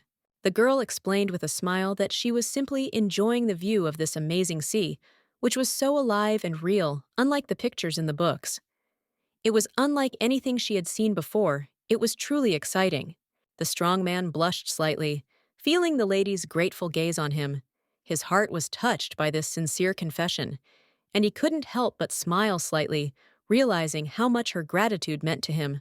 They were standing together by the water, enjoying the quiet evening, when Bercha, looking at Liarte with a warm expression on his face, quietly admitted that he had missed her very much, her soft voice and everything that she brought into his life. The girl, without thinking, extended her hand towards the guy. Her gaze was full of tenderness and unexpressed longing, and with a slight sadness in her voice, she admitted that she also missed him, because despite the distance, she always felt him nearby. Their fingers intertwined, and as if by magic, a quiet but firm vow was heard that from now on they would be inseparable, their hearts and souls forever linked, no matter what would happen in the future. The house was in complete disarray, with furniture, overturned things scattered everywhere, and an unsettling sense of recent chaos in the air left behind after events had suddenly spiraled out of control, leaving nothing but destruction. Leonretius sat on the floor, lost in dark thoughts, trying to figure out how he had ended up in this situation, unable to keep his sister by his side. And deep down, he felt that something had gone wrong as he had imagined. Quickly in search of an explanation, he came to the conclusion that it was all the fault of Mr. Birch, that damned aristocrat, who had stolen his own sister, tearing her away from her family, and destroying everything he had tried to preserve. It all started back when a man, having secretly stolen a fox from a boy during a hunt, unwittingly became the reason for the gradual disintegration of the young man's world, as if this at first glance trifle entailed something great and inevitable, but hidden from view. The young man sat there, his head bowed, his thoughts overflowing, and at that moment he felt something breaking inside him, and events that he could not control continued to roll over him in waves. Suddenly, he noticed that his father was standing next to him, and his look, filled with the same bitterness and disappointment as his own, spoke of how hard they both were, experiencing the disgusting end of the ceremony, which left an indelible mark on their souls. The young man's brothers stood side by side, absorbed in the oppressive silence, each of them feeling that words had lost all meaning at that moment. And all were silent, as if afraid that any word would disturb the fragile calm that reigned around them. The Duke turned away abruptly, looked at his sons, and without emotion, ordered them to follow him, not allowing himself to stop any longer, or think about what had just happened, deciding that he had to move forward despite all the difficulties. They all approached the door behind which the crystal of the spirit of water lived, hoping to find out from it who was the real owner of this powerful creature that hid its secrets behind the walls of this ancient room. The hand reached out to the door, ready to open it, but despite all efforts, it remained motionless, as if the door itself was resisting, not wanting to reveal its secrets, hiding behind it something important and inaccessible to outsiders. Finally, with a soft creak, the door swung open, and a bright light burst forth from within, blinding in its radiance, as if the crystal of the water spirit itself was awakening, ready to share the truths that were stored within its depths. There, in the dark shadow of the ancient hall, the King of Spirits sat boredly on a stone, his eyes full of disappointment, because instead of his mistress, only fools had come, who could not appreciate the true value of this place and the power contained in this stone. The Duke, noticing the boy's depressed mood, tried to relieve the tension, and turned to the spirit with a request to show favor and tolerance, understanding how important it is to leave room for those who still strive to understand and know. The aristocrats, gathered in a circle, began to ask the spirit questions, trying to find out who in fact was the true heir of the owner of the crystal, because this secret was the key to unraveling the ancient power hidden behind the stone. The spirit interrupted the nobleman's speech. His voice became stronger and more confident, and he began to tell the story of the first owner of the stone, the one who opened the magical gates of water, connecting the two worlds, and granting the power that could change everything. When spirits were able to communicate freely with people, they entered into contracts with them, exchanging powers and knowledge, creating unique connections that enriched both worlds, strengthening their interconnection and harmonious existence. Those who made contracts with the Spirit King were called awakened, special people who possessed unique abilities and deep knowledge that opened up opportunities for them that were inaccessible to ordinary mortals. People and ghosts lived in harmony. Their relationship was strong and fruitful until one day a misfortune happened. One of the last spirits went mad, and the gates that connected the worlds were closed, leaving behind only emptiness and loss. Thundrion stopped in shock upon hearing about the Spirit Kings, his thoughts instantly returning to the prince he found in the basement. The same ghost that was connected to the Waterstone was there, and this discovery shook him to the core. It was known that the first owner of the Waterstone, like Liarte, could not awaken her power until she came of age, and this similarity in their fates made Thundrion's heart beat faster, as if a premonition of something important. The Duke, however, did not know this detail, and his face was distorted with shock when he learned that his hatred of his daughter was completely unfounded. She was innocent, and his prejudice prevented him from seeing the truth about her fate. The Spirit King, noticing the doubt in the people's eyes, grinned ominously, his eyes sparkling with cunning as they finally realized what they had lost. And perhaps this was only the beginning of the revelation of those secrets that had remained hidden for so long. The Spirit King, without hiding his contempt, pointed to the girl's velvet cloak, and with a poisonous grin called her companion nothing more than a shameless fake, as if his presence were only an extra burden on her path. The long-hidden secret has finally come to light. It turns out that Leonritius was the one who sucked all the power out of his mother, causing her death, and this left an indelible mark on his family, giving birth to a dark shadow. After this terrible youth was born, he became nothing but a hindrance to his sister, preventing her from developing completely absorbing attention and resources, leaving her in the shadow of his own actions and torments. Leonritius, overcome with rage, clenched his fists when he was forbidden to use water magic, and his heart filled with anger and despair, because this was the last thing that connected him to the ancient powers. Now that Liarte had left home, the water spirit had taken revenge by taking away the Elheim line's water magic, depriving them of that powerful gift, and the Elheim totem seemed to have become only a pitiful reflection of its former glory. The Duke, unable to believe the truth, began to laugh in madness, realizing that they had made a terrible mistake. They should have returned their daughter before it was too late, for now their family was left without power. The carriage rocked as it slowly passed through the streets, and the coachman, intently controlling the horse, continued on his way, oblivious to the world around him, while the city seemed unhurried, absorbed in its usual bustle. Liarte was dozing on the nobleman's shoulder, her body relaxed, as if she were half asleep, when he gently woke her up quietly, saying that they had finally arrived, as if to gently bring her back to reality. The lady blinked slowly, gradually, waking up, and her gaze remained clouded, as if she still felt the soft embrace of sleep on her, unwilling to let go of its cozy shadow that so gently held her, not allowing her to return to reality. After that, trying to clear her thoughts, the beauty turned her gaze to the window, curiously trying to understand where exactly they had arrived, wanting to know in what corner of this big world their long and tiring journey had ended. It was the Duchy of Birch, a stately place with a large house, a mansion that rose above the green expanses that surrounded it, like a reflection of the stability and strength of the family to which they now belonged. Like a true gentleman, the man extended his hand to his lady, helping her carefully descend from the carriage. His movements were so smooth and confident that she felt completely safe under his caring gaze. On the street, they were met by a handsome adult man with bright red eyes similar to Birch's. It was the father of the lady's beloved. His name was Carmen. The man looked confident and friendly, greeting the guests with warmth.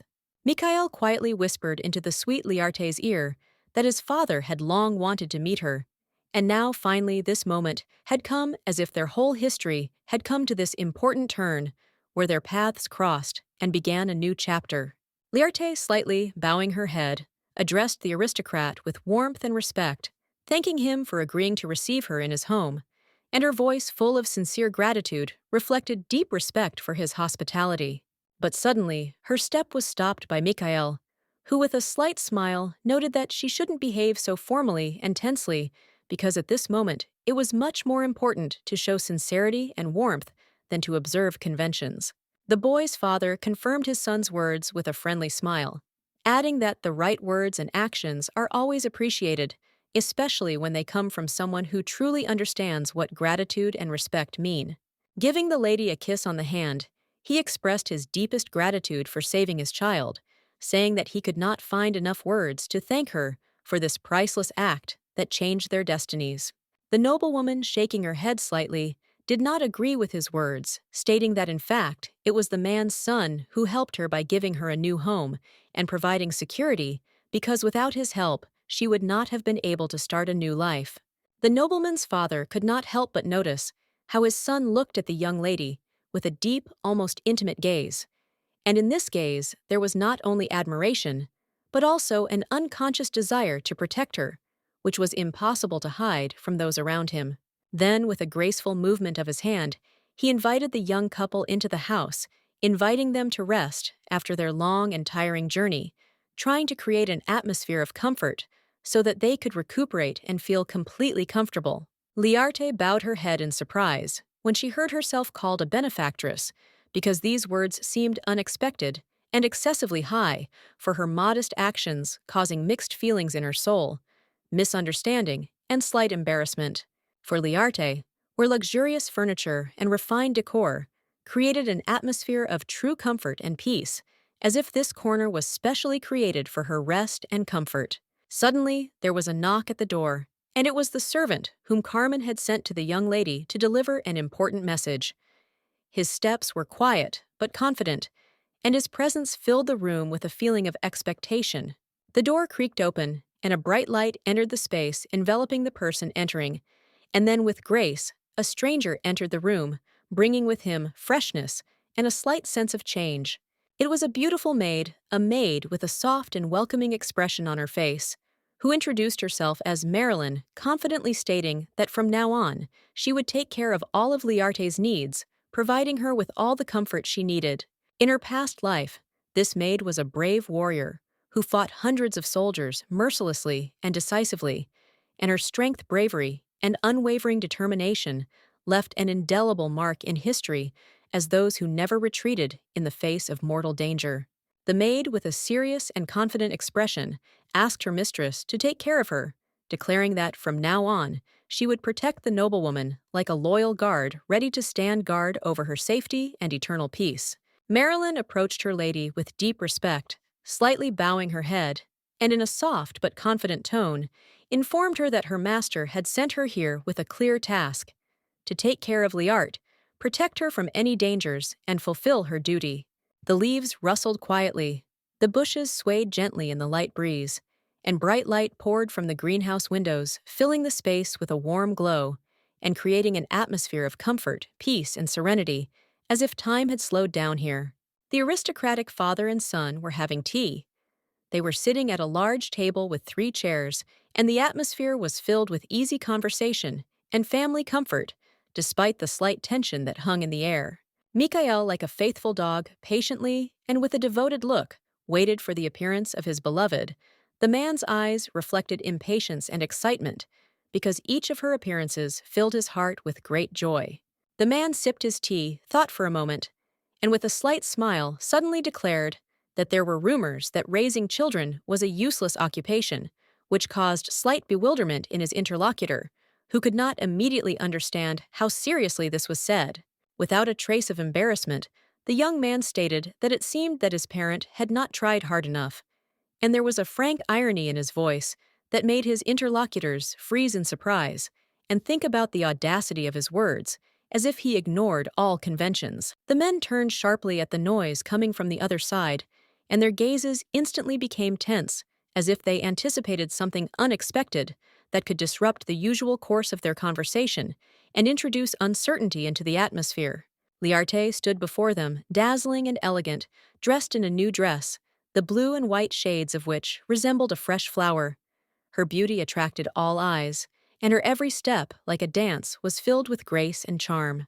The noblewoman, with a slight bow and a soft look, asked forgiveness for being late, her voice sounding sincere and humble, as if she felt that even a minor delay required an explanation, and sought to smooth over any possible discontent. The head of the Birch family warmly invited the lady to sit at their table.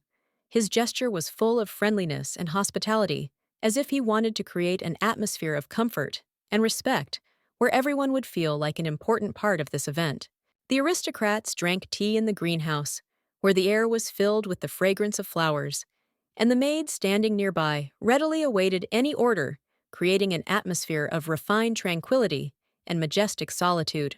The aristocrat, with obvious surprise, stopped in front of the table, unable to hide her admiration, looking at the many exquisite treats that were in front of her, as if this table was a true symbol of boundless hospitality and care for each guest. The desserts looked especially appetizing.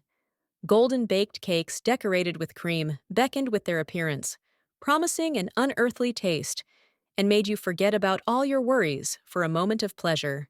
Noticing that the beauty had not touched her food, Mikhail, with slight surprise, asked if she really didn't like the food, his voice sounding soft, but with a hint of concern, as if he himself was worried about her discomfort. The beauty, somewhat awkwardly, and with a slight blush on her cheeks, admitted that she had never seen such dishes, and therefore did not know how to eat them properly. Her words sounded sincere, and timidity was visible in her gaze. The men, stunned by her confession, froze in their chairs, unable to believe that the lady had never tasted sweets in her life, and their surprise was so strong that they could not immediately find the words to respond. Sympathy was easily reflected on Mr. Birch's face. His gaze was full of sadness and longing, as if he was worried about his beloved, and for a moment his heart sank, sharpening with deep inner pain and anxiety.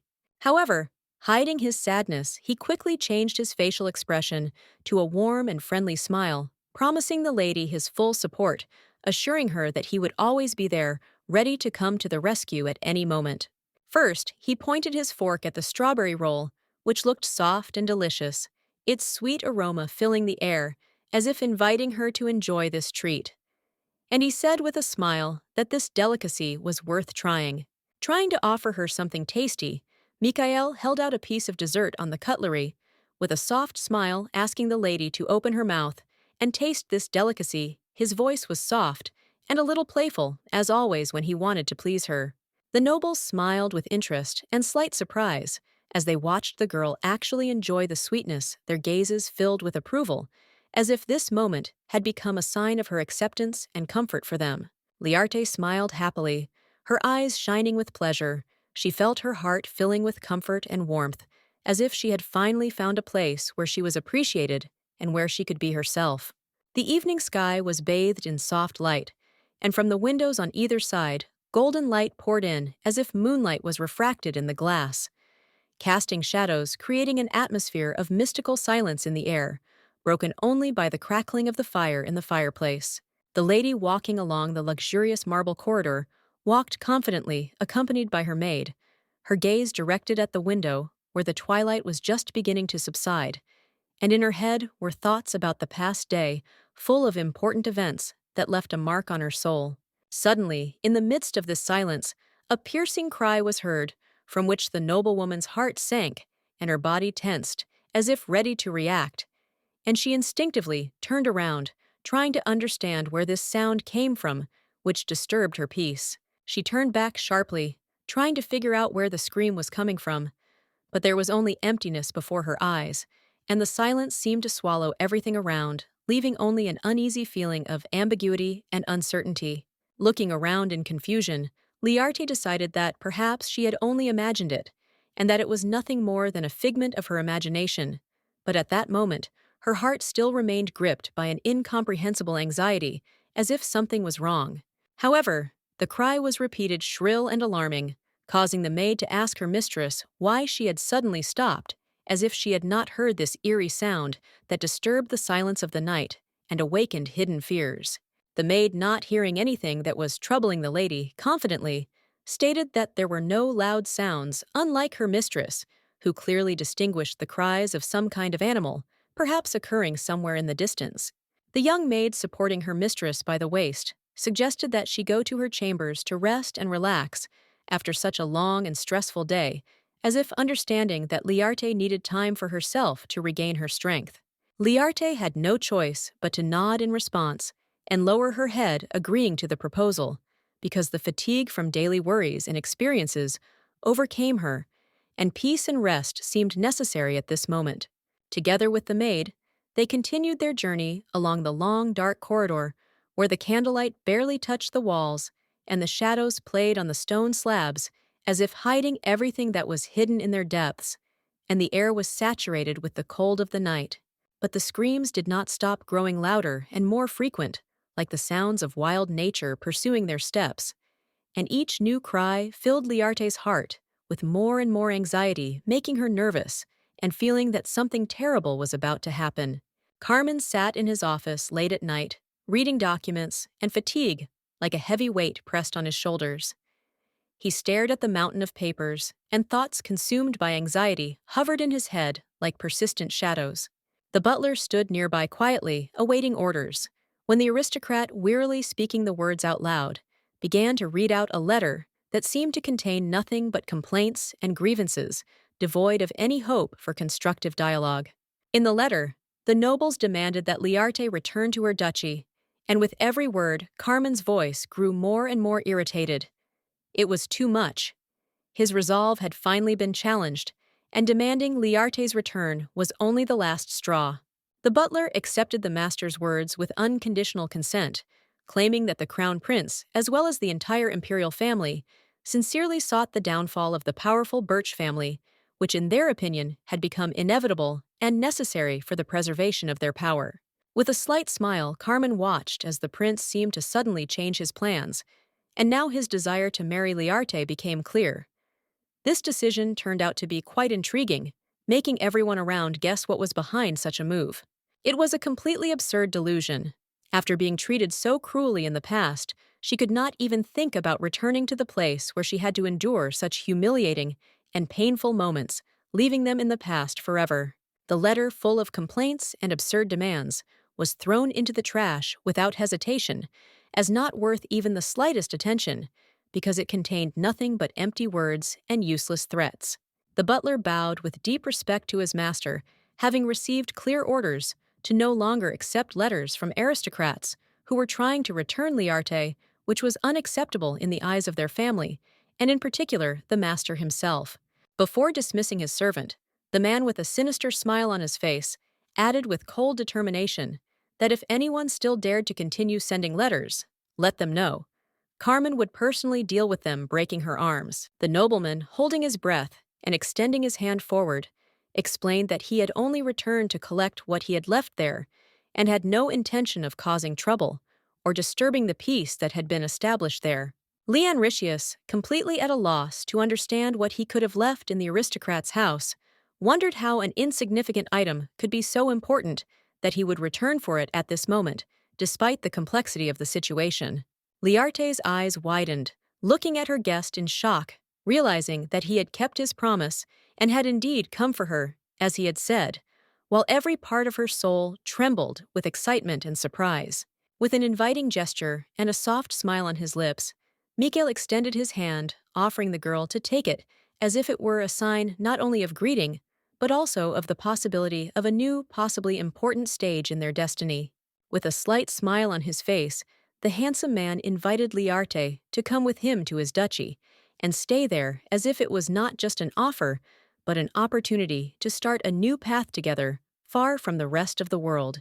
The man stepping towards the girl apologized for being late with sincere regret in his voice, and then suggested going to the sea where they could spend time away from worries, enjoying the peace and beauty of nature. Suddenly, as if out of nowhere, water magic stopped the aristocrat, preventing him from moving forward and getting closer to his companion, as if nature itself had decided to intervene at this moment, giving it extraordinary significance and a mystical atmosphere.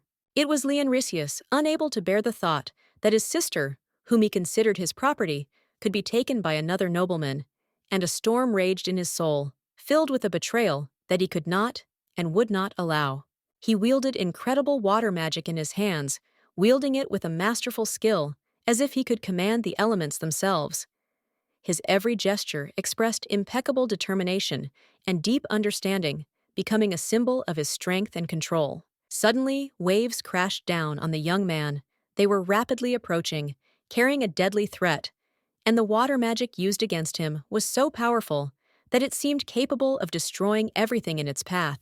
But suddenly, as if by magic, another water element appeared out of nowhere. A huge wave, which in an instant protected the handsome man, stopping the deadly attack, and literally saving his life, as if magic itself decided to intervene at this decisive moment. The eldest son of the Duke's family, shocked by what was happening, exclaimed in disbelief.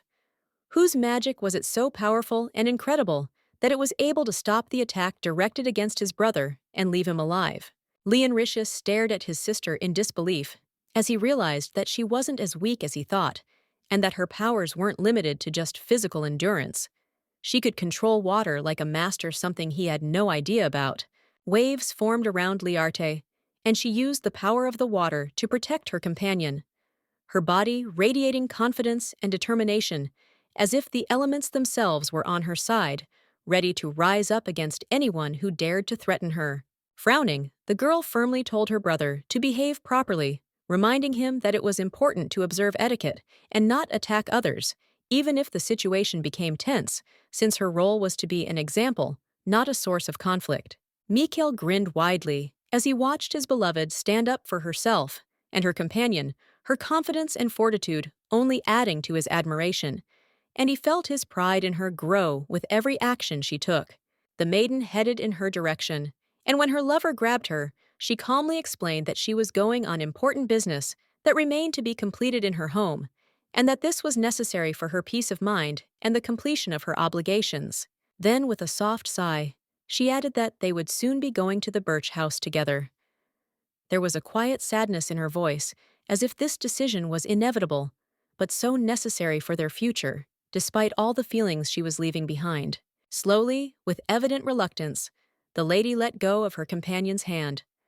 Her heart was filled with doubts, but the decision had been made, and although she understood that it was all for the best, the pain of parting remained a heavy burden in her soul.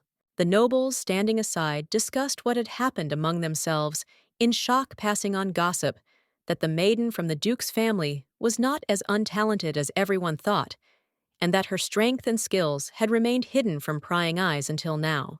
Leonricius watched his relative go, realizing that he could no longer stop her. Emotions warred within him, but he understood that her choice was final, and all he could do was accept it no matter how hard it was for him. The Duke, standing at a distance, wanted to say something to his daughter, to ask why she hid her gift, but was interrupted by her sharp and rude answer, which left him speechless, as if she was finally renouncing his authority. The lady calmly explained that she no longer belonged to this family, since she had become an independent and mature person, capable of determining her own destiny without burdening herself with old debts and obligations that no longer mattered to her. In her past life, she died because she was too eager to become part of the Elheim family, but now, having learned from bitter experience, she was not going to repeat that mistake and give up her freedom for the sake of alien expectations. Her brothers stood aside in shock, not believing their own eyes, unable to understand how this could happen, because Liarte seemed to have always been a part of their world, and now she stood before them completely different, independent, and strong. Liarte had incredible strength. Her sense of the water around her was almost magical, and she had no intention of being anyone's thing anymore, but only following her path, which was now clear and full of determination. Having finished her speech, the beauty turned to her lover, quietly saying that she had completed all her business and that it was time to leave this house, which was no longer her home, but only a part of the past that she was leaving behind. Mikhail, obediently agreeing, looked at her with a smile, his heart filled with joy and pride for her, because he knew how difficult it was for her to take this step, and he was happy that she finally found her incredible freedom. The two of them left the room, and to their relief, no one tried to stop them. At that moment, they found themselves alone with their decision, and a new beginning, feeling free of everything that had previously tied them to the past.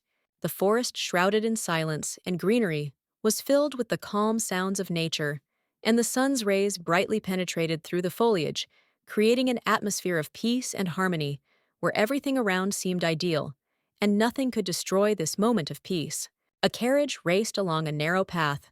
The horses, like living creatures, rushed forward, their hooves lifting off the ground with a loud sound, leaving behind only a cloud of dust and wind filling the space with a feeling of speed and freedom.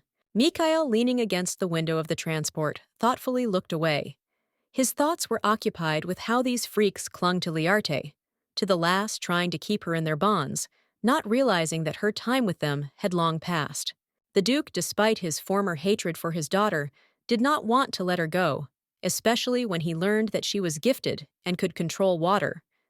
This knowledge only increased his fear and desire to keep her under his control. Leonricius, clutching his head in despair, was deeply distressed that the thing that had once belonged to him had slipped from his hands, and now his power over it was helpless, and all efforts to retain it were futile. The girl herself, looking out the window with interest, could not believe that she had finally left her home, which had always been a source of hatred for her, and was now setting off on a journey full of uncertainty and new opportunities.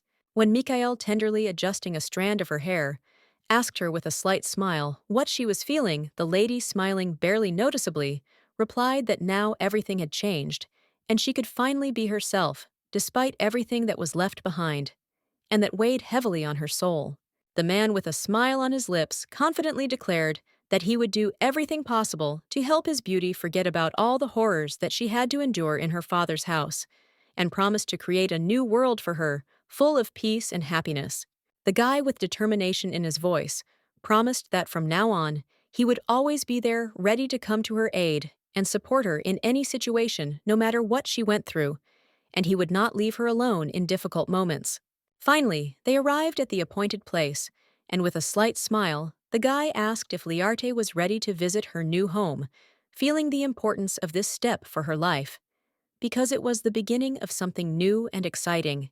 As soon as the carriage door swung open, a bright, blinding light poured out, illuminating everything around them, as if nature itself was welcoming them, creating an atmosphere of magic and a new beginning that left no room for doubt.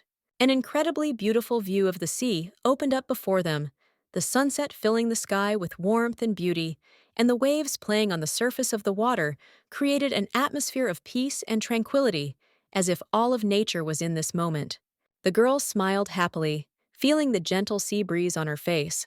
She finally felt free, as if all her chains had been broken, and she could breathe deeply, enjoying this moment.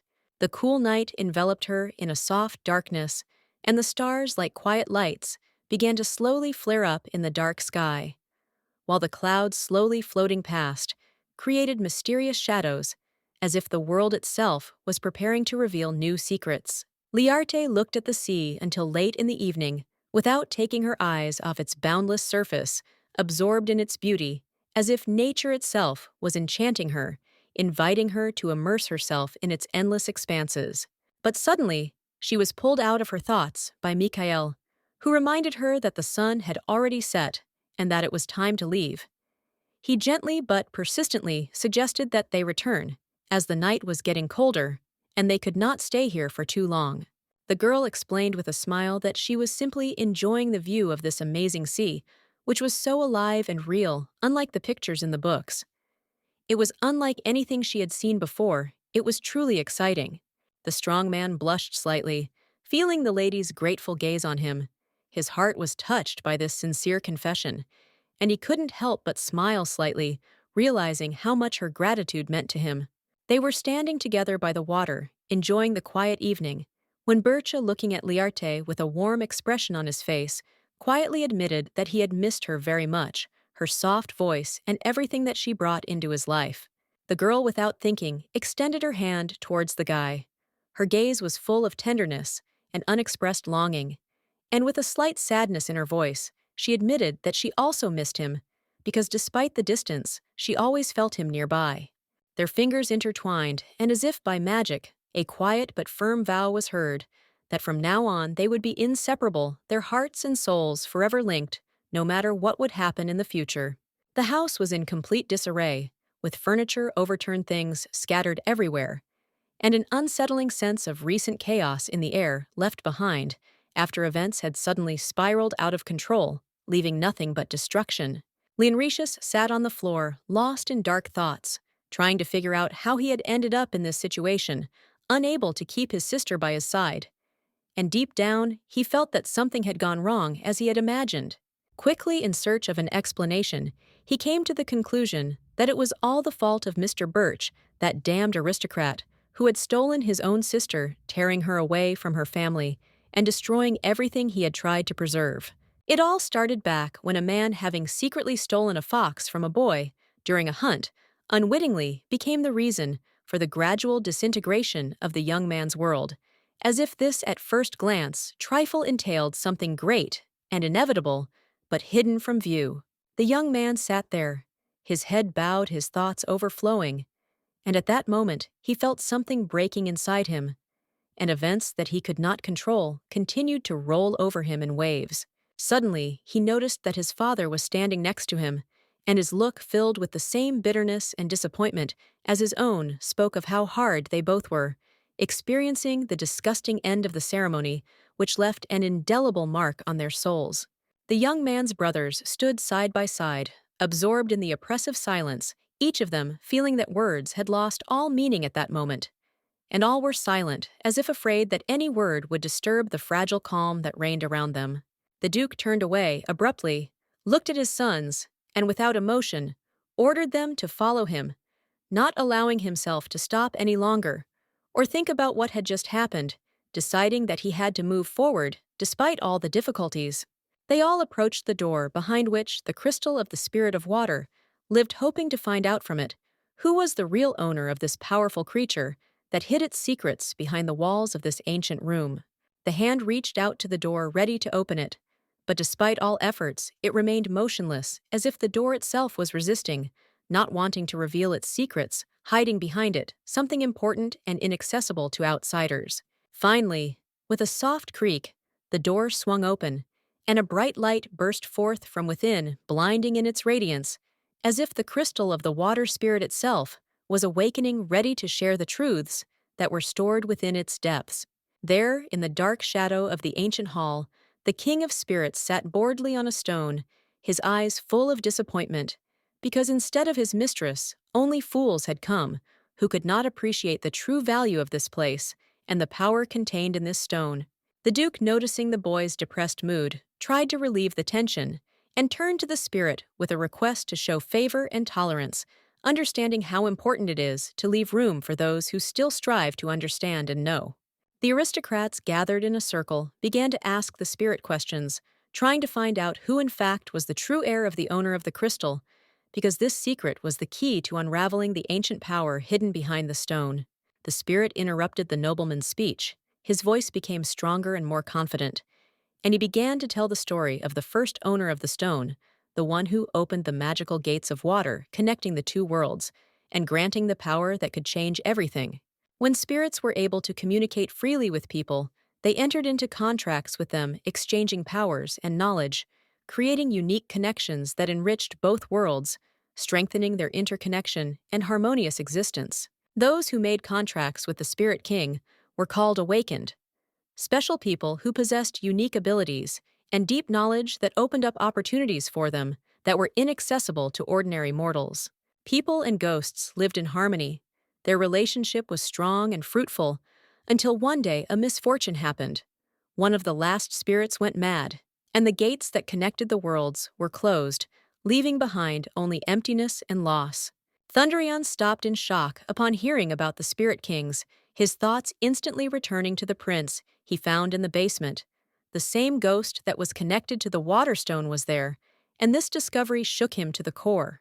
It was known that the first owner of the Waterstone, like Liarte, could not awaken her power until she came of age, and this similarity in their fates made Thundrian's heart beat faster, as if a premonition of something important. The Duke, however, did not know this detail, and his face was distorted with shock when he learned that his hatred of his daughter was completely unfounded. She was innocent, and his prejudice prevented him from seeing the truth about her fate. The Spirit King, noticing the doubt in the people's eyes, grinned ominously, his eyes sparkling with cunning as they finally realized what they had lost.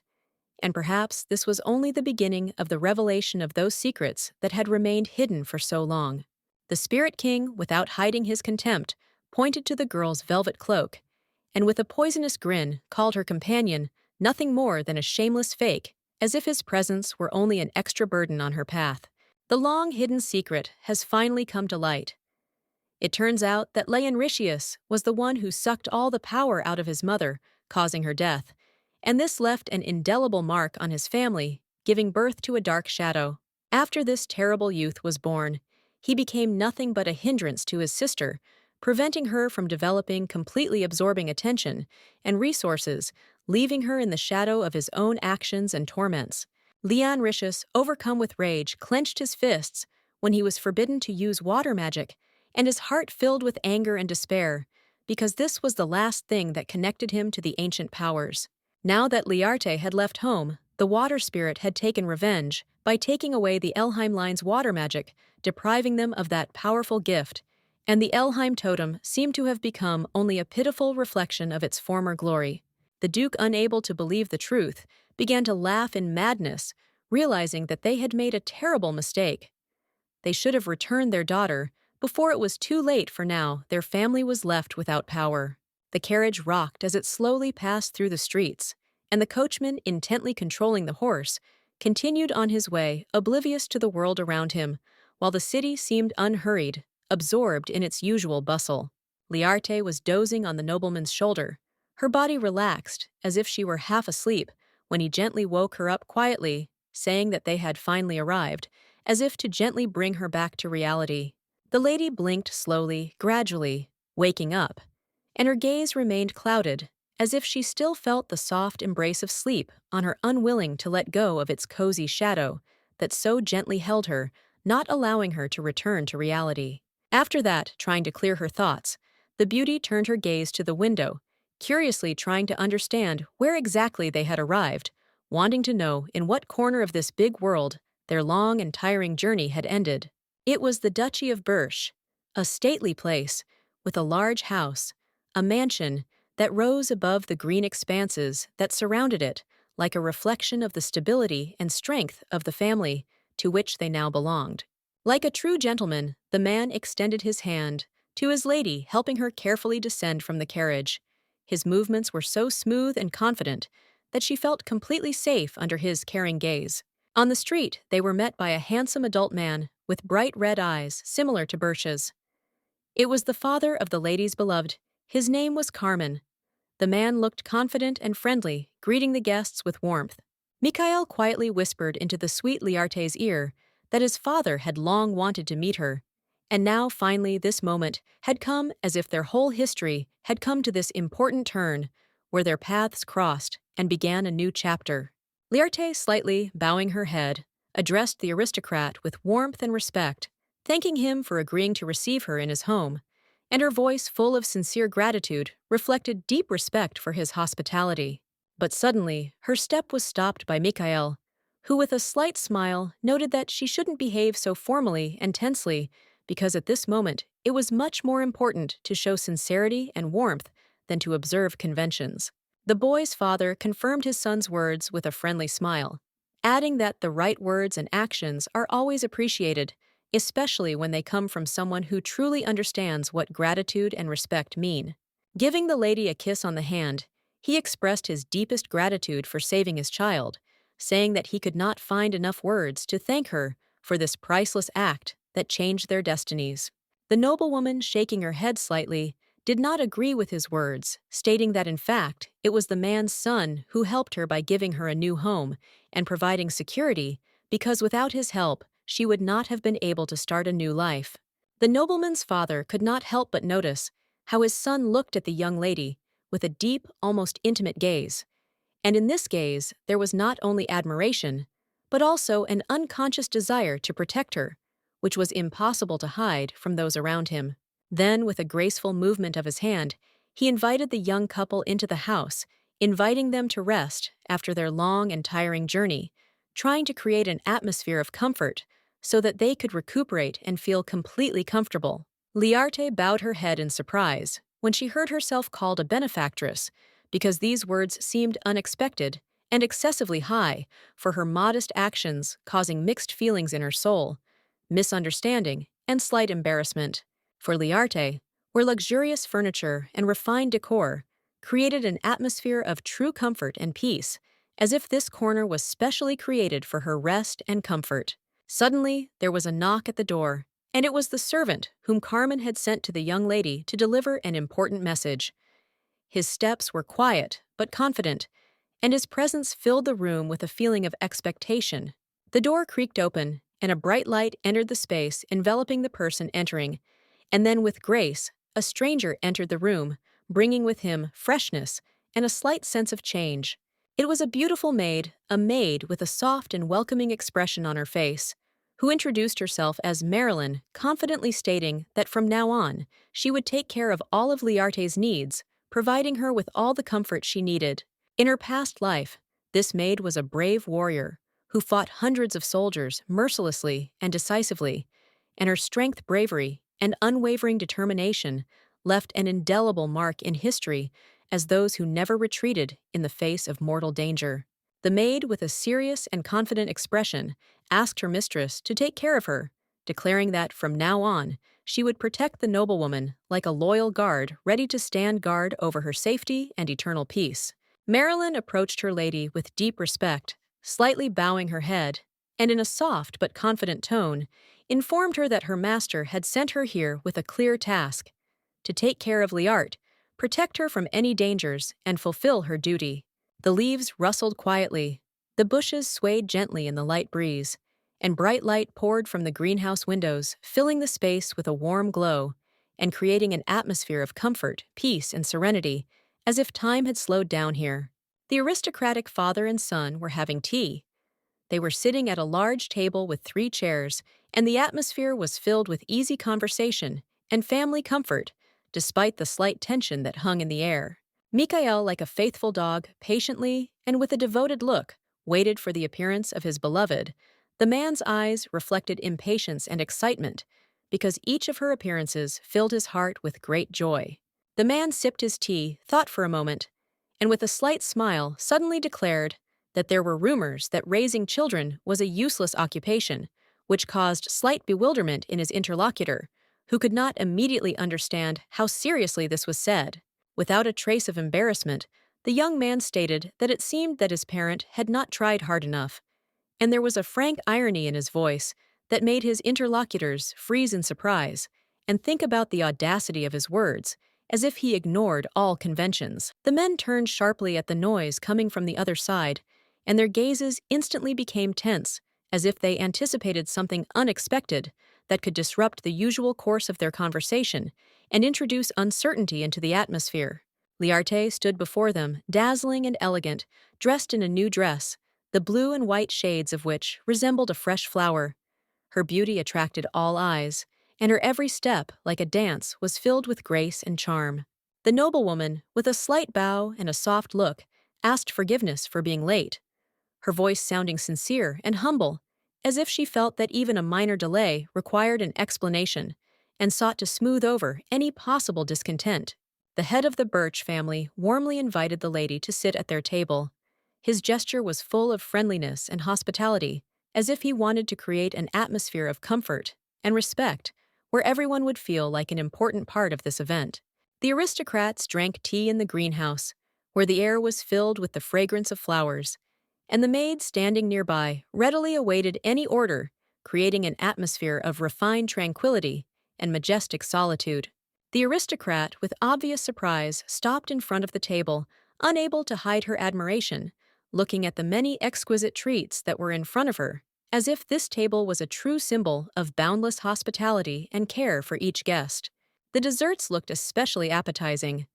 Golden baked cakes decorated with cream beckoned with their appearance, promising an unearthly taste, and made you forget about all your worries for a moment of pleasure. Noticing that the beauty had not touched her food, Mikhail, with slight surprise, asked if she really didn't like the food, his voice sounding soft, but with a hint of concern, as if he himself was worried about her discomfort. The beauty, somewhat awkwardly, and with a slight blush on her cheeks, admitted that she had never seen such dishes, and therefore did not know how to eat them properly. Her words sounded sincere, and timidity was visible in her gaze. The men, stunned by her confession, froze in their chairs, unable to believe that the lady had never tasted sweets in her life, and their surprise was so strong that they could not immediately find the words to respond. Sympathy was easily reflected on Mr. Birch's face.